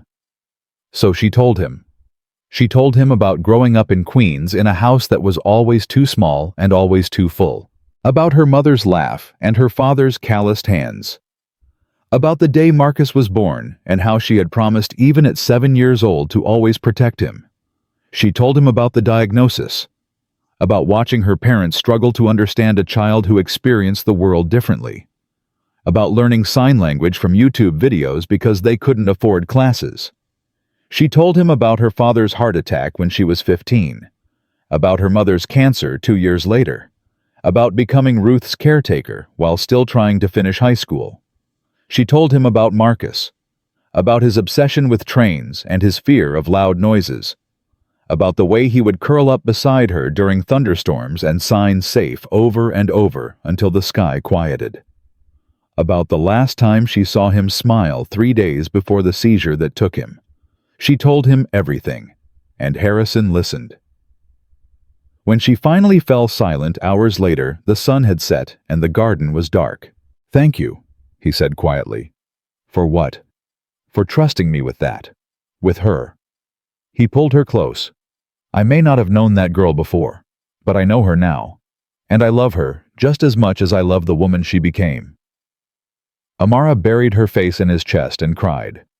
Not the hollow, empty tears of the funeral. Real tears. Healing tears. the kind that wash away what needs to go and leave room for what needs to grow. The weeks after Ruth's death were the hardest of Amara's life. She went through the motions, woke up, ate breakfast, worked with Noah, attended foundation meetings, smiled when she was supposed to smile, spoke when she was supposed to speak. But inside she felt hollow, empty, like someone had scooped out everything that made her who she was and left only the shell behind. Noah noticed first. "Mama, why don't you sing anymore?" They were in the nursery working on his reading practice. Amara looked up from the book startled. "What do you mean, sweetheart? You used to sing all the time, in the morning when you made breakfast, at night when you tucked me in." Noah's eyes were worried. "You don't sing anymore, not since Grandma Ruth went to heaven." Amara's throat tightened. "I guess I just haven't felt like singing." "Are you sad?" "Yes, sweetheart. I'm very sad." "Because you miss her." "Because I miss her very much." Noah was quiet for a moment. Then he climbed into her lap and wrapped his arms around her neck. "I miss her too. But you know what she told me?" "What?" "She said that people we love never really go away. They just move to a different house." He pulled back to look at her face. "So maybe she moved to a house in heaven, and maybe she can still hear you sing, even from there." Amara felt something shift in her chest, a crack in the wall she had built around her heart. "You think so? I know so." Noah nodded firmly. "Because my first mommy is in heaven too, and I talk to her all the time, and I know she hears me, because sometimes when I'm really quiet, I can feel her listening." Amara stared at her son. This child who had lost so much, who had been silent for 2 years, who had found his voice again through patience and love. He was teaching her now. "Maybe you're right," she whispered. "Maybe she can still hear me." "So, will you sing again?" "Please." Amara closed her eyes. For a long moment, she couldn't find her voice, couldn't remember how to make sound come out of her throat. Then, slowly, softly, she began to hum. An old gospel tune. The one Ruth used to sing on Sunday mornings while she made biscuits. The one Amara had hummed to Noah on that first day in the nursery. Noah smiled and settled against her chest. And Amara sang. For Ruth. For Marcus. For everyone she had lost. For everyone she still had. Harrison found them like that an hour later, both asleep in the rocking chair, Amara's arms wrapped around Noah, tear tracks still visible on her face. He didn't wake them. He just stood in the doorway and watched, his heart full of gratitude for this woman who had saved his son, and then let his son save her right back. That was the turning point. Not that the grief disappeared. It didn't. It never would. But it changed. Transformed from something that crushed her into something she could carry. Something that made her stronger instead of weaker. She threw herself into the foundation with renewed purpose. If Ruth's death had taught her anything, it was that time was precious. That every moment mattered. That the children who needed help couldn't wait for her to finish grieving. She hired a full-time director for the foundation, expanded the programs, opened 2 new centers in underserved neighborhoods, partnered with schools and hospitals and community organizations, and she did something she had been afraid to do before. She started speaking publicly about Marcus. The first time was at a conference for autism educators. Amara stood at the podium, her hands shaking, her voice thin. "My brother's name was Marcus. He was nonverbal autistic. He died when he was 10 years old." She paused, fighting to control her emotions. "For a long time, I couldn't talk about him. The grief was too heavy. The guilt was too sharp." The audience was silent, listening. "But I've learned something in the years since he passed. Grief doesn't go away when you ignore it. It just grows. It takes root. It becomes part of who you are, whether you acknowledge it or not." Amara's voice grew stronger. "So instead of ignoring it, I've decided to use it. to let Marcus's memory fuel my work, to make sure that other children like him have someone to see them, to hear them, to love them exactly as they are. She looked out at the crowd. That's why I started the Blackwell Foundation, not because I have all the answers, not because I'm an expert or a scientist or a miracle worker, but because I know what it feels like to love someone the world doesn't understand. And I know that love, real love, can change everything. The applause was thunderous. But more important than the applause were the people who approached her afterward. Parents with tears in their eyes, teachers with questions about techniques, adults with autism who thanked her for speaking about them with dignity instead of pity. One woman in particular caught her attention. She was young, maybe 25, with tired eyes and a baby on her hip. She waited until everyone else had left before approaching. "Mrs. Blackwell, my name is Keisha. I needed to tell you. My son was diagnosed 6 months ago, nonverbal. The doctors said he might never communicate, that I should prepare for him to need care his whole life." Her voice broke. "I've been so scared, so alone. I didn't know what to do." Amara recognized that fear. She had seen it in the mirror 1,000 times. "How old is your son?" "2. "What's his name?" "Marcus." The woman's eyes widened. "I named him after my grandfather, but when you said your brother's name, I thought maybe it was a sign." Amara felt something stir in her chest. Not coincidence, something bigger. "Keisha, can I tell you something?" "Yes." 2 years ago, I walked into a stranger's house with a mop and a broken heart. I met a little boy who hadn't spoken in years, who screamed when anyone came near him, who the best doctors in the country had given up on. Amara smiled. "That boy is my son now. He speaks in full sentences. He goes to school. He has friends. He told me he loved me this morning before breakfast." Keisha's eyes filled with tears. "I'm not saying your journey will look like mine. Every child is different. Every path is different." Amara took her hand. "But I am saying this: don't let anyone tell you what your son can't do. Don't let anyone put limits on his potential. The people who told you to prepare for the worst, they don't know your son. They don't know what love can accomplish." "But how? How did you do it?" "I showed up, every day, without expectations, without demands. I learned his language instead of forcing him to learn mine. I sat with him in the silence until he was ready to break it." Amara squeezed her hand. "That's all any of us can do. Show up, keep showing up, and trust that love will find a way." Keisha was crying openly now. "Thank you. Thank you so much. Here." Amara pulled a card from her pocket. "This is my personal number. Call me anytime, day or night. You're not alone anymore." Keisha took the card like it was made of gold. "I don't know how to repay you." "You don't have to repay me. Just promise me something. Anything. When your son finds his voice, and he will find it helps someone else the way I'm helping you. Pass it on. That's how we change the world. One family at a time." Keisha nodded, clutching the card to her chest. She walked away with something she hadn't had when she arrived: hope. And Amara walked away with something too: purpose, renewed, strengthened, ready to keep fighting. Because that's what Ruth would have wanted. That's what Marcus would have wanted. That's what love demanded. 3 months after Ruth's death, Amara received a letter that would test everything she had rebuilt.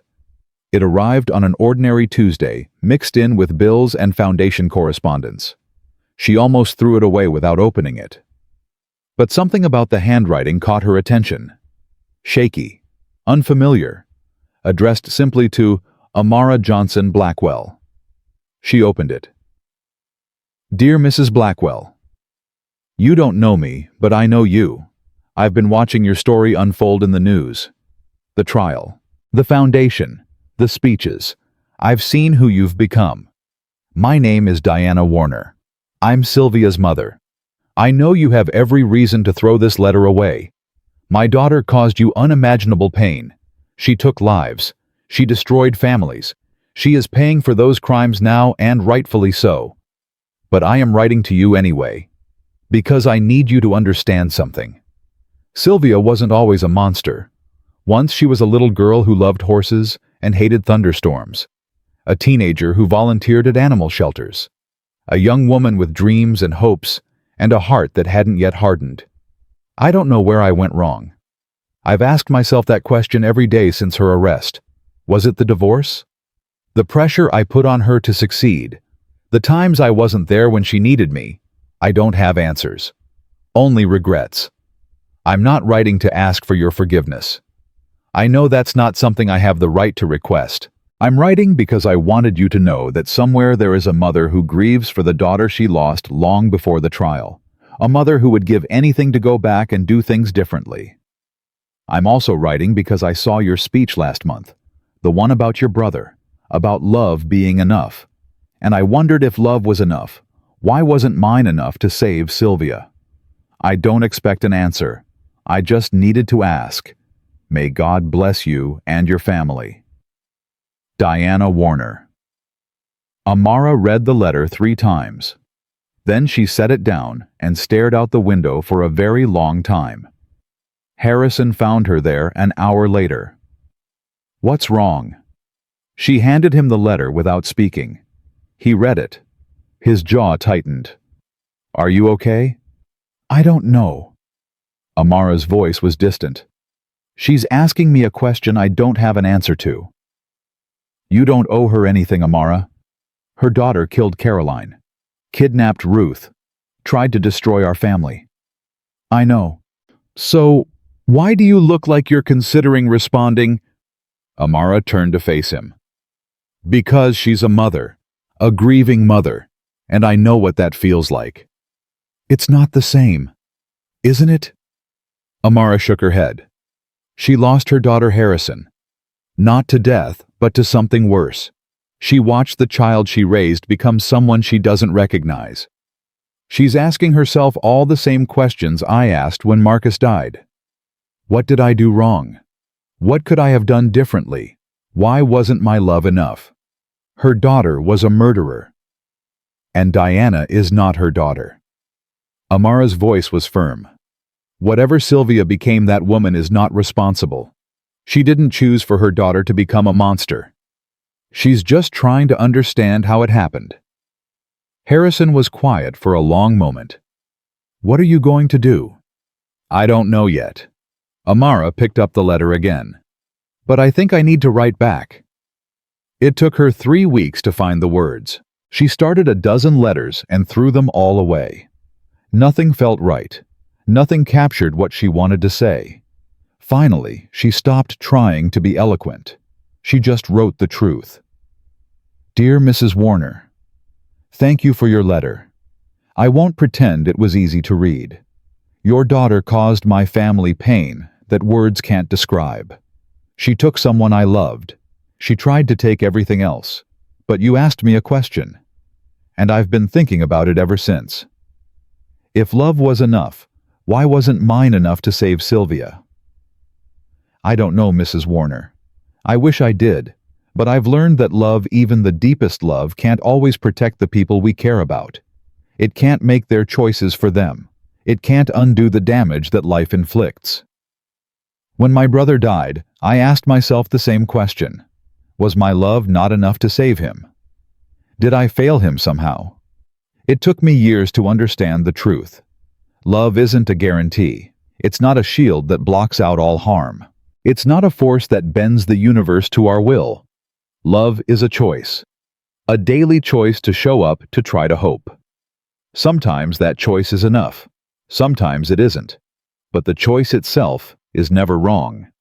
You loved your daughter. That love was real and true and valuable, even if it couldn't save her from herself. The failure wasn't yours. Some darkness is too deep for even love to reach. I don't forgive Sylvia. I may never forgive her. But I can tell you this, I don't blame you. You didn't create the monster she became. You just loved a girl who grew up and made terrible choices. I hope you find peace, Mrs. Warner. I hope you can separate your grief from your guilt. And I hope you know that somewhere a woman who has every reason to hate your family is praying for you instead. With compassion, Amara Blackwell. She mailed the letter the next day. She never received a response. But somehow, she didn't need one. Writing the letter had been its own kind of healing, a release of something she hadn't known she was carrying. Forgiveness, she realized, wasn't about the other person. It was about setting yourself free. Spring arrived with a warmth that seemed to seep into everything. Noah turned 9. They celebrated with a party at the community center surrounded by children from the Foundation's programs. He blew out his candles and wished for something he wouldn't tell anyone. "It won't come true if I say it out loud," he insisted. "Fair enough."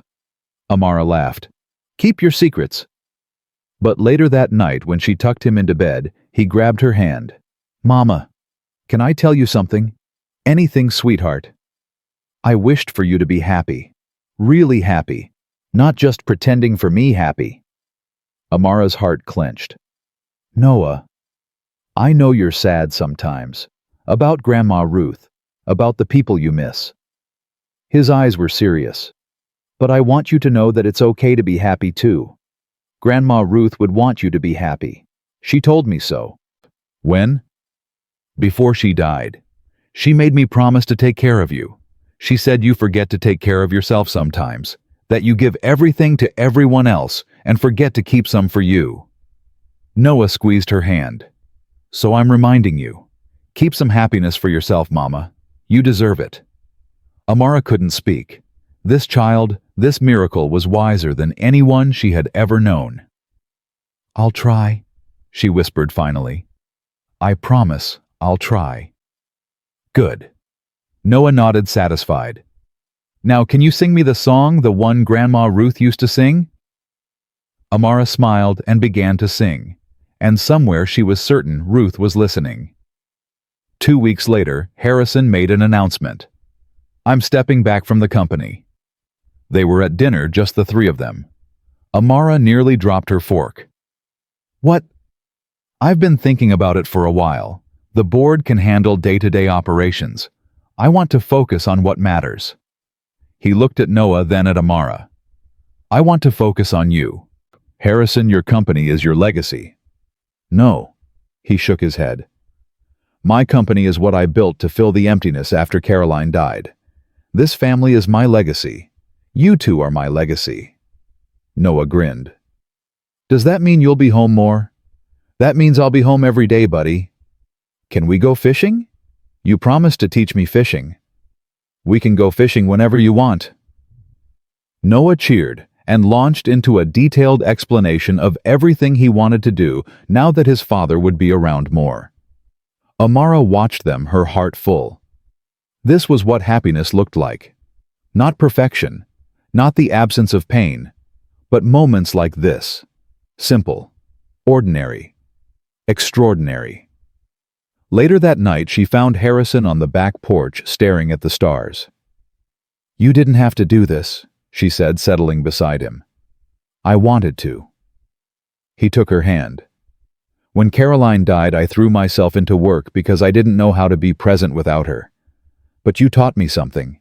You taught me that presence is more important than productivity, that showing up matters more than succeeding. I learned that from Ruth. Then Ruth was a wise woman."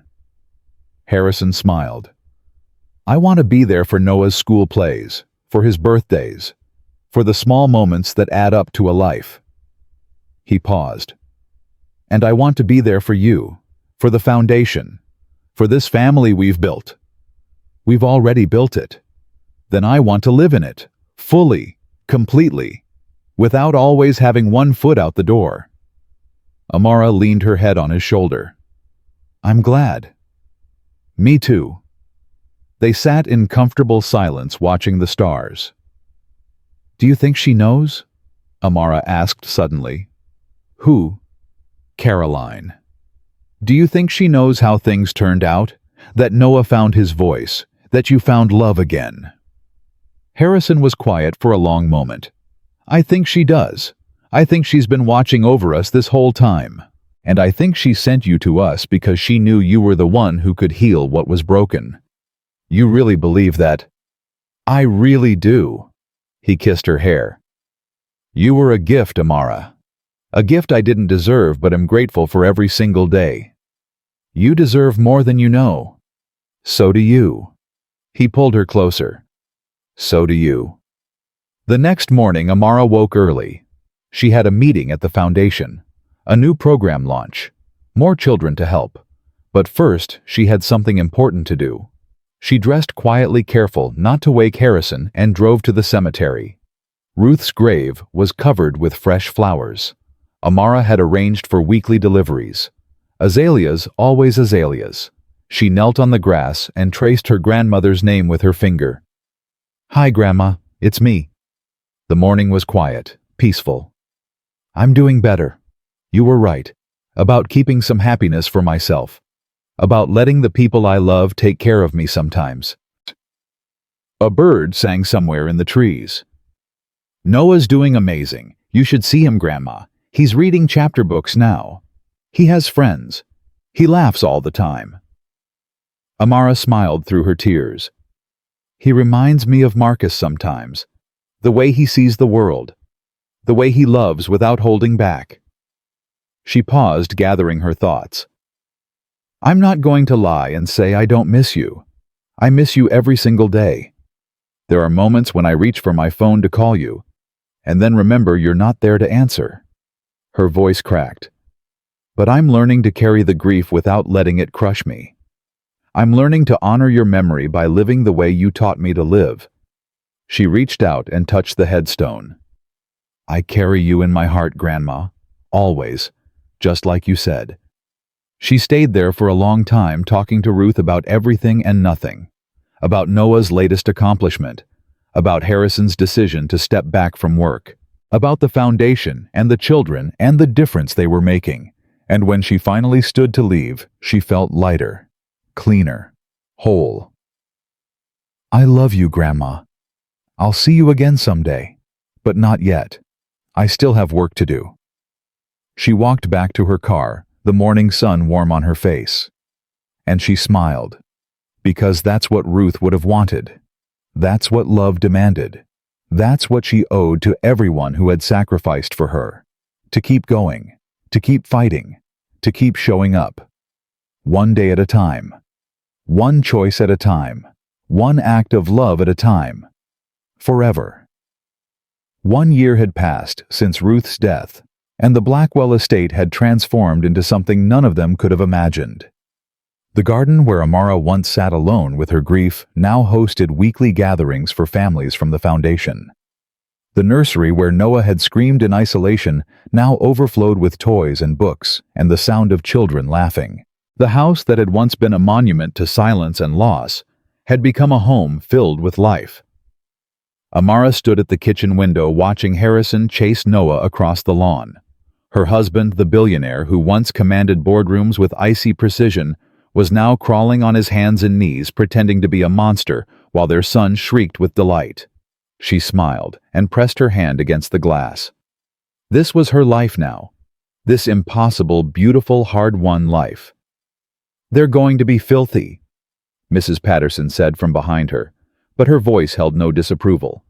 Only warmth. "Let them be filthy." Amara turned to face the woman who had once betrayed them and had slowly become family. "Some things are worth the mess." Mrs. Patterson nodded, her eyes soft. "Your grandmother would have loved seeing this." "She does see it." Amara touched the necklace at her throat, the one Harrison had given her on their wedding day. Heart, house, star. She sees everything. The phone rang, interrupting the moment. Mrs. Patterson answered, listened for a moment, then held it out to Amara. "It's the foundation. They say it's urgent." Amara took the phone, her heart already racing. "This is Amara Blackwell." "Mrs. Blackwell, this is Dr. Chen from the Staten Island Center. We have a situation." "What kind of situation?" "A child was brought in this morning. 4 years old. Non-verbal. Signs of severe neglect. The foster system is overwhelmed, and we don't have the resources to give her the specialized care she needs." Dr. Chen paused. "I know this is an unusual request, but you're the only person I could think to call. Is there any way you could come see her, just to assess?" Amara closed her eyes. She thought about the meetings on her calendar, the interviews she had scheduled, the dozen other responsibilities demanding her attention. Then she thought about Noah, about the night she had walked up a forbidden staircase toward the sound of screaming. "I'll be there in an hour." The Staten Island Center was a converted warehouse that the foundation had transformed into one of its flagship facilities. Bright murals covered the walls, sensory rooms lined the hallways, children's artwork hung from every available surface. But today, the brightness felt dimmed by the weight of what waited in Dr. Chen's office. The girl was tiny, too thin. Her dark hair was matted and tangled. Her brown skin bore the faded marks of bruises that made Amara's stomach clench. She sat in the corner of the room, knees pulled to her chest, rocking in a rhythm Amara knew too well. "Her name is Maya," Dr. Chen said quietly. "She was found 2 days ago in an abandoned apartment. We don't know how long she was alone. The mother was arrested for drug possession and child endangerment." "Has she spoken?" "Not a word. Not to us, not to the social workers, not to anyone." Dr. Chen's voice was heavy. "The foster homes won't take her. They say she's too difficult, too damaged." Amara felt something crack open in her chest. "Leave us alone." "Mrs. Blackwell, I don't think—" "Please, just give us a few minutes." Dr. Chen hesitated, then nodded and stepped out. Amara lowered herself to the floor several feet away from Maya. She didn't speak, didn't reach out, just sat there, palms up on her knees, breathing slowly. The girl's rocking didn't stop, but her eyes flickered toward Amara. Watching, assessing. Minutes passed. 5, 10, 15. Then Amara raised one hand and traced a sign across her chest. "Safe." Maya's rocking stuttered. Amara signed it again. "Safe." The girl's eyes locked onto her hands. Something shifted in her expression. Recognition, maybe, or hope. Slowly, hesitantly, Maya's small fingers moved. Clumsy, uncertain, but unmistakable. "Safe." Amara's eyes filled with tears. "Yes, sweetheart. Safe." She signed it back. "Safe. Always. Promise." Maya stared at her for a long moment. Then, so slowly it was almost imperceptible, she began to uncurl. Her knees dropped from her chest. Her arms loosened. And then she did something that broke Amara's heart wide open. She crawled across the floor and climbed into Amara's lap. No words, no sound. Just a small body pressing against hers, seeking warmth and safety, and everything she had been denied. Amara wrapped her arms around her and held on. "I've got you," she whispered. "I've got you now." When Dr. Chen returned 30 minutes later, she found them still sitting there. Maya was asleep, her head resting against Amara's chest, her small hand gripping Amara's shirt. "How did you do that?" Dr. Chen breathed. "I didn't do anything.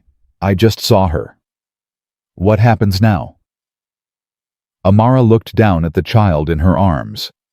This broken little girl who had been thrown away by the world, who reminded her so much of Marcus, of Noah, of herself. "Now," she said quietly, "I take her home." Harrison met her at the door. He took one look at the sleeping child in her arms, and his expression shifted through surprised concern and finally understanding. "Who is she?" "Her name is Maya. She's 4. She's been through hell." Amara's voice was steady, but her eyes were pleading. "She needs us, Harrison. She needs a family." "Amara, we can't just—" "I know. I know there are processes, legal considerations, 1,000 reasons why this is complicated." She stepped closer. But I also know that I walked into your house 5 years ago and fell in love with a little boy who needed someone to see him.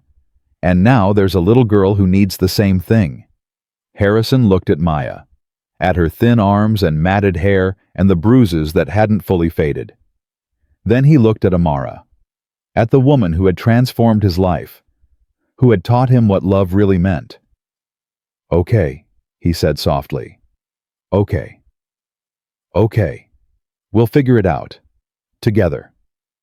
Amara felt tears spill down her cheeks. "Thank you." "Don't thank me."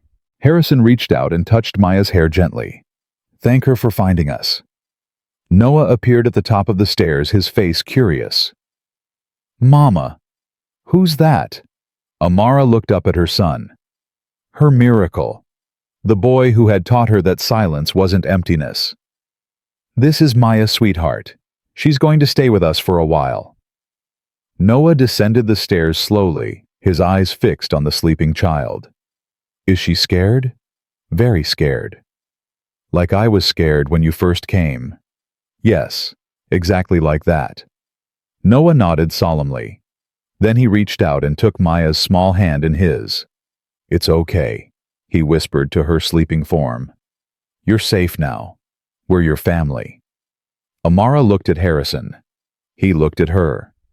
And in that moment, without a word spoken, they both knew their family had just grown by one. The adoption took 18 months. 18 months of paperwork and home visits and court appearances.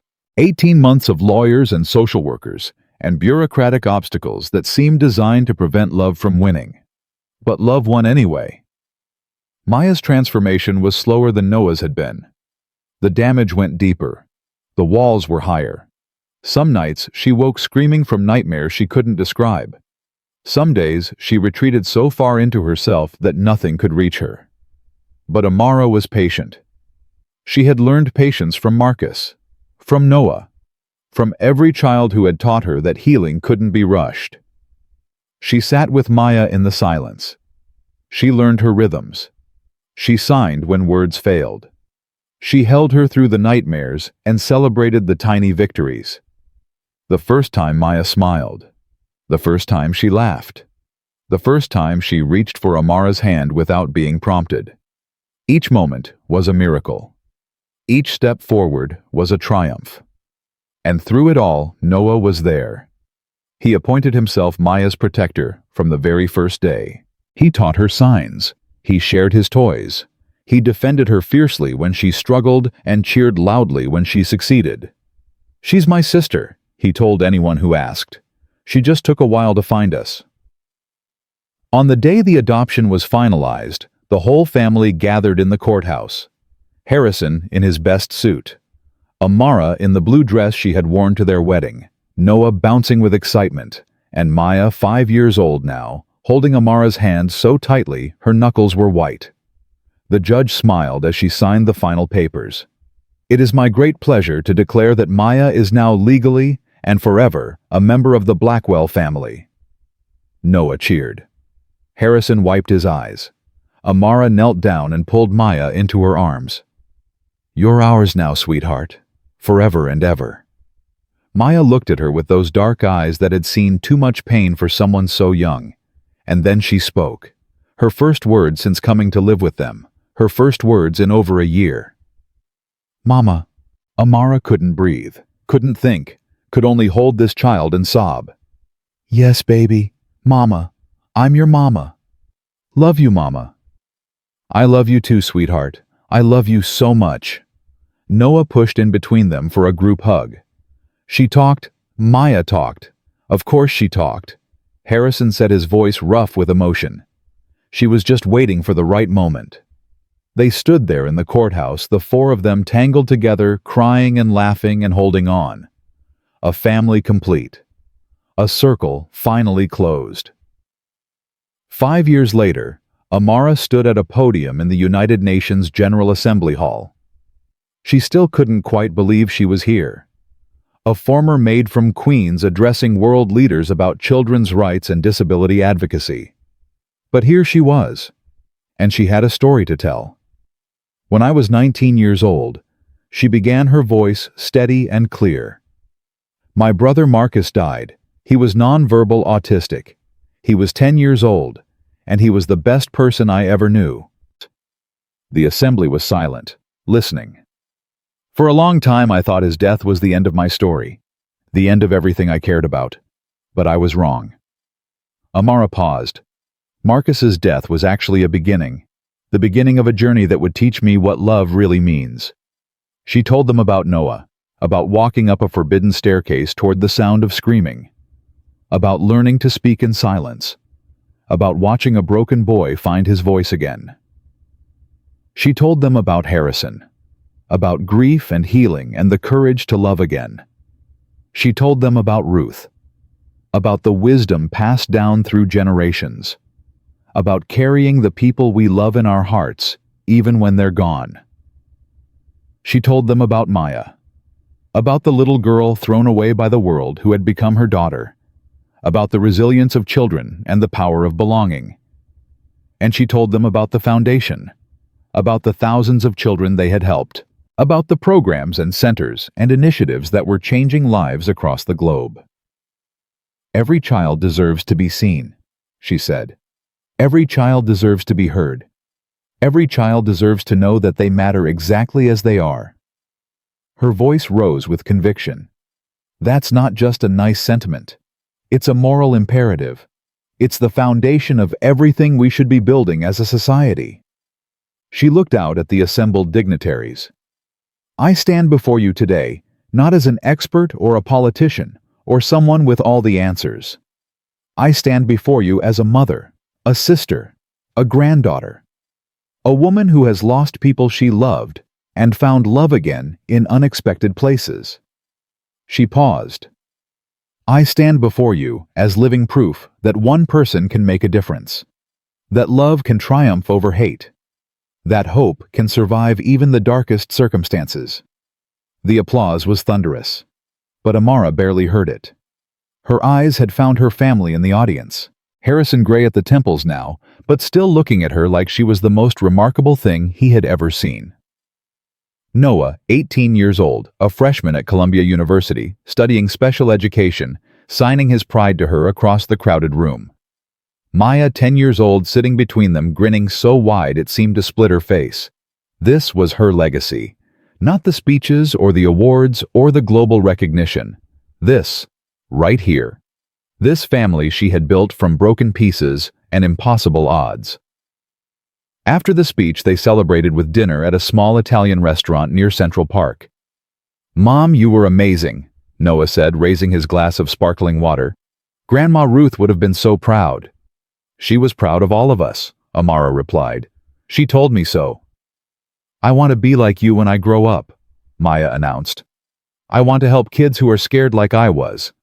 You can be anything you want to be, sweetheart. Anything at all. Harrison reached over and took Amara's hand. 10 years ago, I thought my life was over. I was drowning in grief, watching my son disappear into himself, certain that nothing would ever be good again. His eyes glistened. And then, a woman with a cleaning rag and more courage than anyone I've ever met walked up a forbidden staircase and saved us all. I didn't save anyone, I just showed up. That's what saved us. He lifted her hand to his lips. Showing up, staying, refusing to give up even when everything seemed hopeless. Noah and Maya made exaggerated gagging noises at their parents' display of affection. You two are so embarrassing. Noah groaned. We're allowed to be embarrassing, Harrison replied. We're your parents. Besides, Amara added with a smile, someday you'll understand. Someday you'll find someone who makes you want to show up every single day no matter how hard it gets. That's actually really beautiful, Mom, Noah admitted. It's actually really gross, Maya countered. Can we have dessert now? They laughed and ordered tiramisu and sat together as the sun set over the city. Just a family having dinner. Nothing extraordinary. Everything extraordinary. That night, after the children were asleep, Amara found herself in the garden. The estate had changed so much over the years. New buildings for the foundation's headquarters, a playground where children from the programs came to play, a memorial garden dedicated to Ruth filled with the azaleas she had loved. Amara sat on the familiar bench and looked up at the stars. "Hi, Grandma," she whispered. "Hi, Marcus. Hi, Mom and Dad." The night was quiet, peaceful. "I did it," she continued. "Everything you wanted for me, everything you dreamed I could become. I did it." A breeze stirred the azaleas, filling the air with their sweet scent. "I have a family now, a real family. 2 beautiful children who call me Mama, a husband who loves me more than I ever thought possible." Her voice cracked. "I have purpose. I have joy. I have everything you wanted me to have." She wiped her eyes and smiled. "But I still miss you. Every single day. I still reach for the phone to call you Ruth. I still think about the things I want to tell Marcus. I still wish Mom and Dad could see who I've become." Harrison's voice came from behind her. "They see you." She turned. He stood at the edge of the garden, watching her with tender eyes. "How long have you been there?" "Long enough." He walked over and sat beside her. "You talk to them often? Every night? Is that strange?" "No." He took her hand. "It's beautiful." They sat in comfortable silence, looking at the stars. "Do you ever wonder what would have happened if you hadn't hired me?" Amara asked. "If you had just let me walk out that night?" "I try not to think about it. The alternative is too bleak. I think about it sometimes, where I would be, who I would be." She paused. "I don't think I would have survived much longer. Not physically maybe, but spiritually. I was so broken, Harrison, so empty. I didn't think I had anything left to give. You had everything to give. You just needed someone to receive it. Noah was that someone. We both were." He pulled her closer. "You saved us, Amara. But we saved you too. That's how family works. We save each other." "I know." She rested her head on his shoulder. "I know that now." They stayed there until the stars began to fade, and the first hints of dawn painted the horizon pink and gold. A new day, a new beginning. Another chapter in a story that had already been more beautiful than anything Amara had ever dared to dream. The Foundation's 10-year anniversary gala was the biggest event they had ever hosted. 500 guests filled the ballroom of the Lexington Hotel. Donors, politicians, celebrities, and most importantly, families whose lives had been changed by the Foundation's work. Amara stood at the podium looking out at the sea of faces. 10 years ago, I started this foundation with nothing but a dream and a broken heart. I wanted to honor my brother's memory by helping children like him, children who the world overlooked, children who needed someone to see them. She paused, gathering her emotions. In 10 years, we've helped over 50,000 children and their families. We've opened 32 centers across the country. We've trained thousands of educators and caregivers. We've changed laws and policies and minds. The applause was overwhelming. But those numbers don't tell the real story. The real story is in the moments.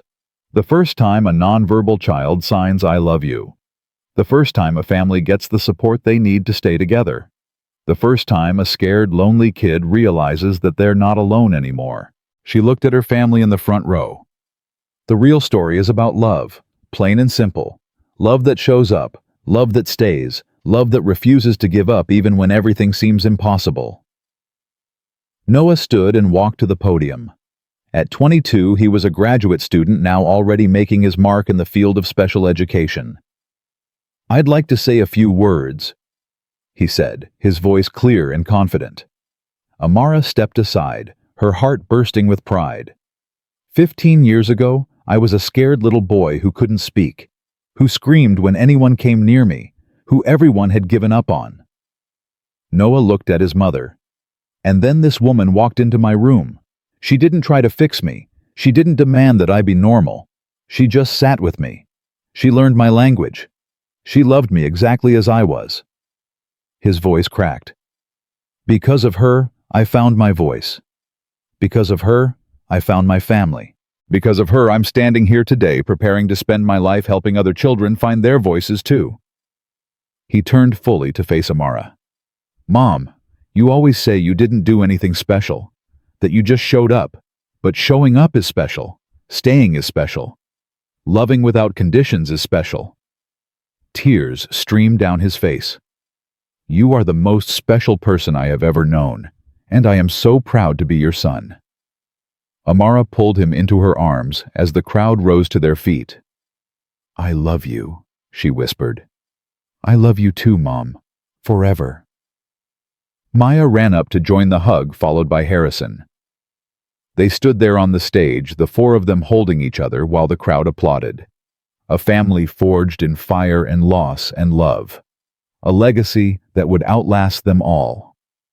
After the gala, when the guests had gone and the ballroom was quiet, Amara found herself standing alone in front of a display that lined one wall. Photographs. Hundreds of them. Children the foundation had helped over the years. Smiling faces. Happy families. Success stories. And in the center, 3 photographs that meant more to her than all the others combined. Marcus, her brother, forever 10 years old, forever missed. Ruth, her grandmother, forever wise, forever watching over her. Caroline, Harrison's first wife, forever grateful, forever at peace. They're all here tonight, Harrison said, coming to stand beside her.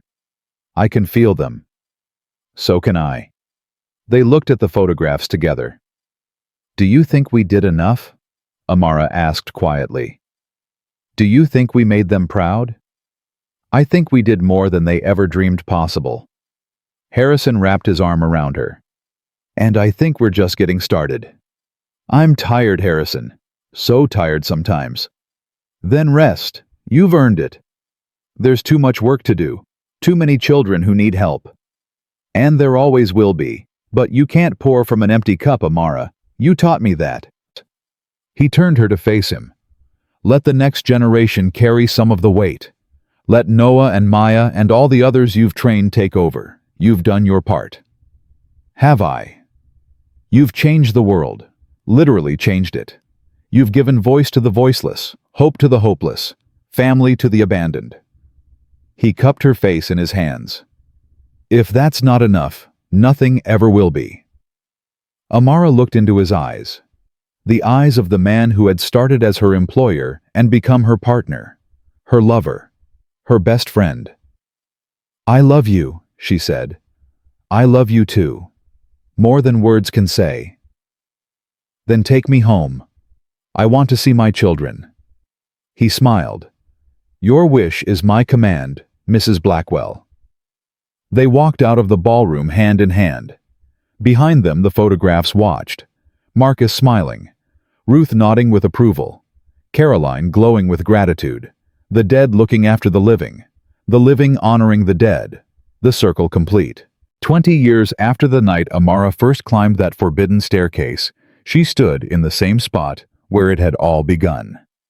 The 5th-floor nursery had been converted into a meditation room years ago. Noah was grown now, married with children of his own. Maya was in medical school, determined to become a pediatric neurologist. The foundation had expanded into something global, touching millions of lives. And Amara was finally truly at peace. Harrison found her there, as he always did. Remembering, he asked. Always. He sat beside her on the floor, their bodies moving with the ease of decades of practice. Noah called. The baby's first word was Nana. He wanted you to know. Amara's eyes filled with tears. Nana, I like that. You've earned it. I've earned a lot of things. She leaned against him. A family, a purpose, a life I never thought I'd have. Any regrets? She considered the question seriously.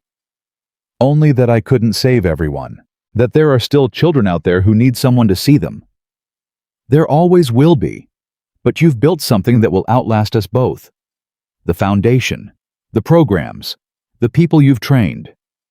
He took her hand. Your legacy isn't measured in how many you saved personally. It's measured in how many will be saved because of what you started.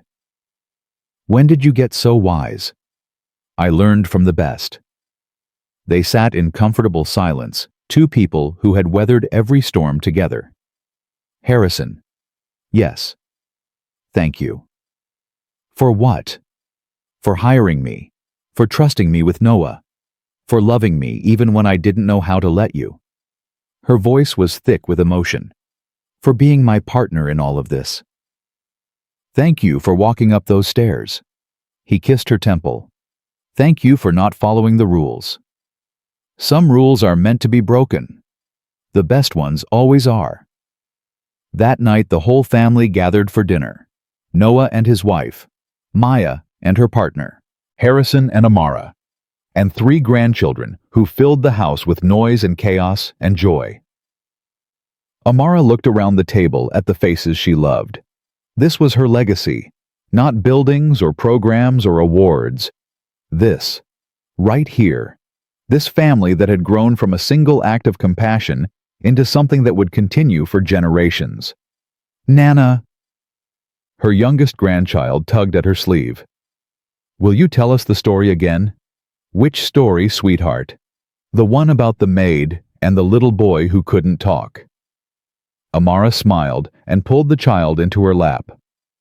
Once upon a time, she began, there was a woman who had nothing but a mop and a broken heart. She took a job cleaning a big mansion, and everyone told her to stay away from the 5th floor. But one night, she heard a little boy crying. The children gathered close, their eyes wide with wonder. Harrison watched from across the table, his heart full of love for this woman who had saved him in every way a person could be saved. Maya leaned against Noah, both of them mouthing the words they had heard 1,000 times before. And somewhere Amara was certain Ruth and Marcus and Caroline were listening too. Because that's the thing about stories. They never really end. They just find new people to tell them to, new hearts to touch, new lives to change. And love, real love, the kind that shows up and stays and refuses to give up, that love echoes through eternity, passed down from parent to child, from generation to generation, forever and ever, world without end. Amara finished the story and kissed her grandchild's forehead. And they lived happily ever after? The child asked. Amara looked at her family gathered around the table. At the life she had built from ashes and tears, at the love that had found her when she least expected it and refused to let go. Yes, sweetheart, she said, her voice steady and sure. They lived happily ever after. Because happiness isn't the absence of struggle. It's the presence of love. And love was everywhere in that room, filling every corner, touching every heart, making everything whole. That was the truth Amara had learned from Marcus, from Ruth, from Noah and Maya and Harrison, from every child she had ever helped and every family she had ever touched. Love is not just enough. Love is everything, and everything in the end comes down to one simple choice. Show up. Keep showing up. Never stop showing up. For the people who need you, for the life you want to build, for the legacy you want to leave behind. Amara Johnson. Blackwell had shown up on a night when everything told her to walk away. And because she did, because she climbed those stairs and reached that child and refused to give up, the world was forever changed. Not the whole world maybe, but her world. And sometimes that's the only world that matters. The one you can touch, the one you can heal, the one you can fill with love. She looked around the table one more time, memorizing every face, every laugh, every moment of joy. This was her story. This was her life. This was her forever. And it was more beautiful than anything she had ever dared to dream.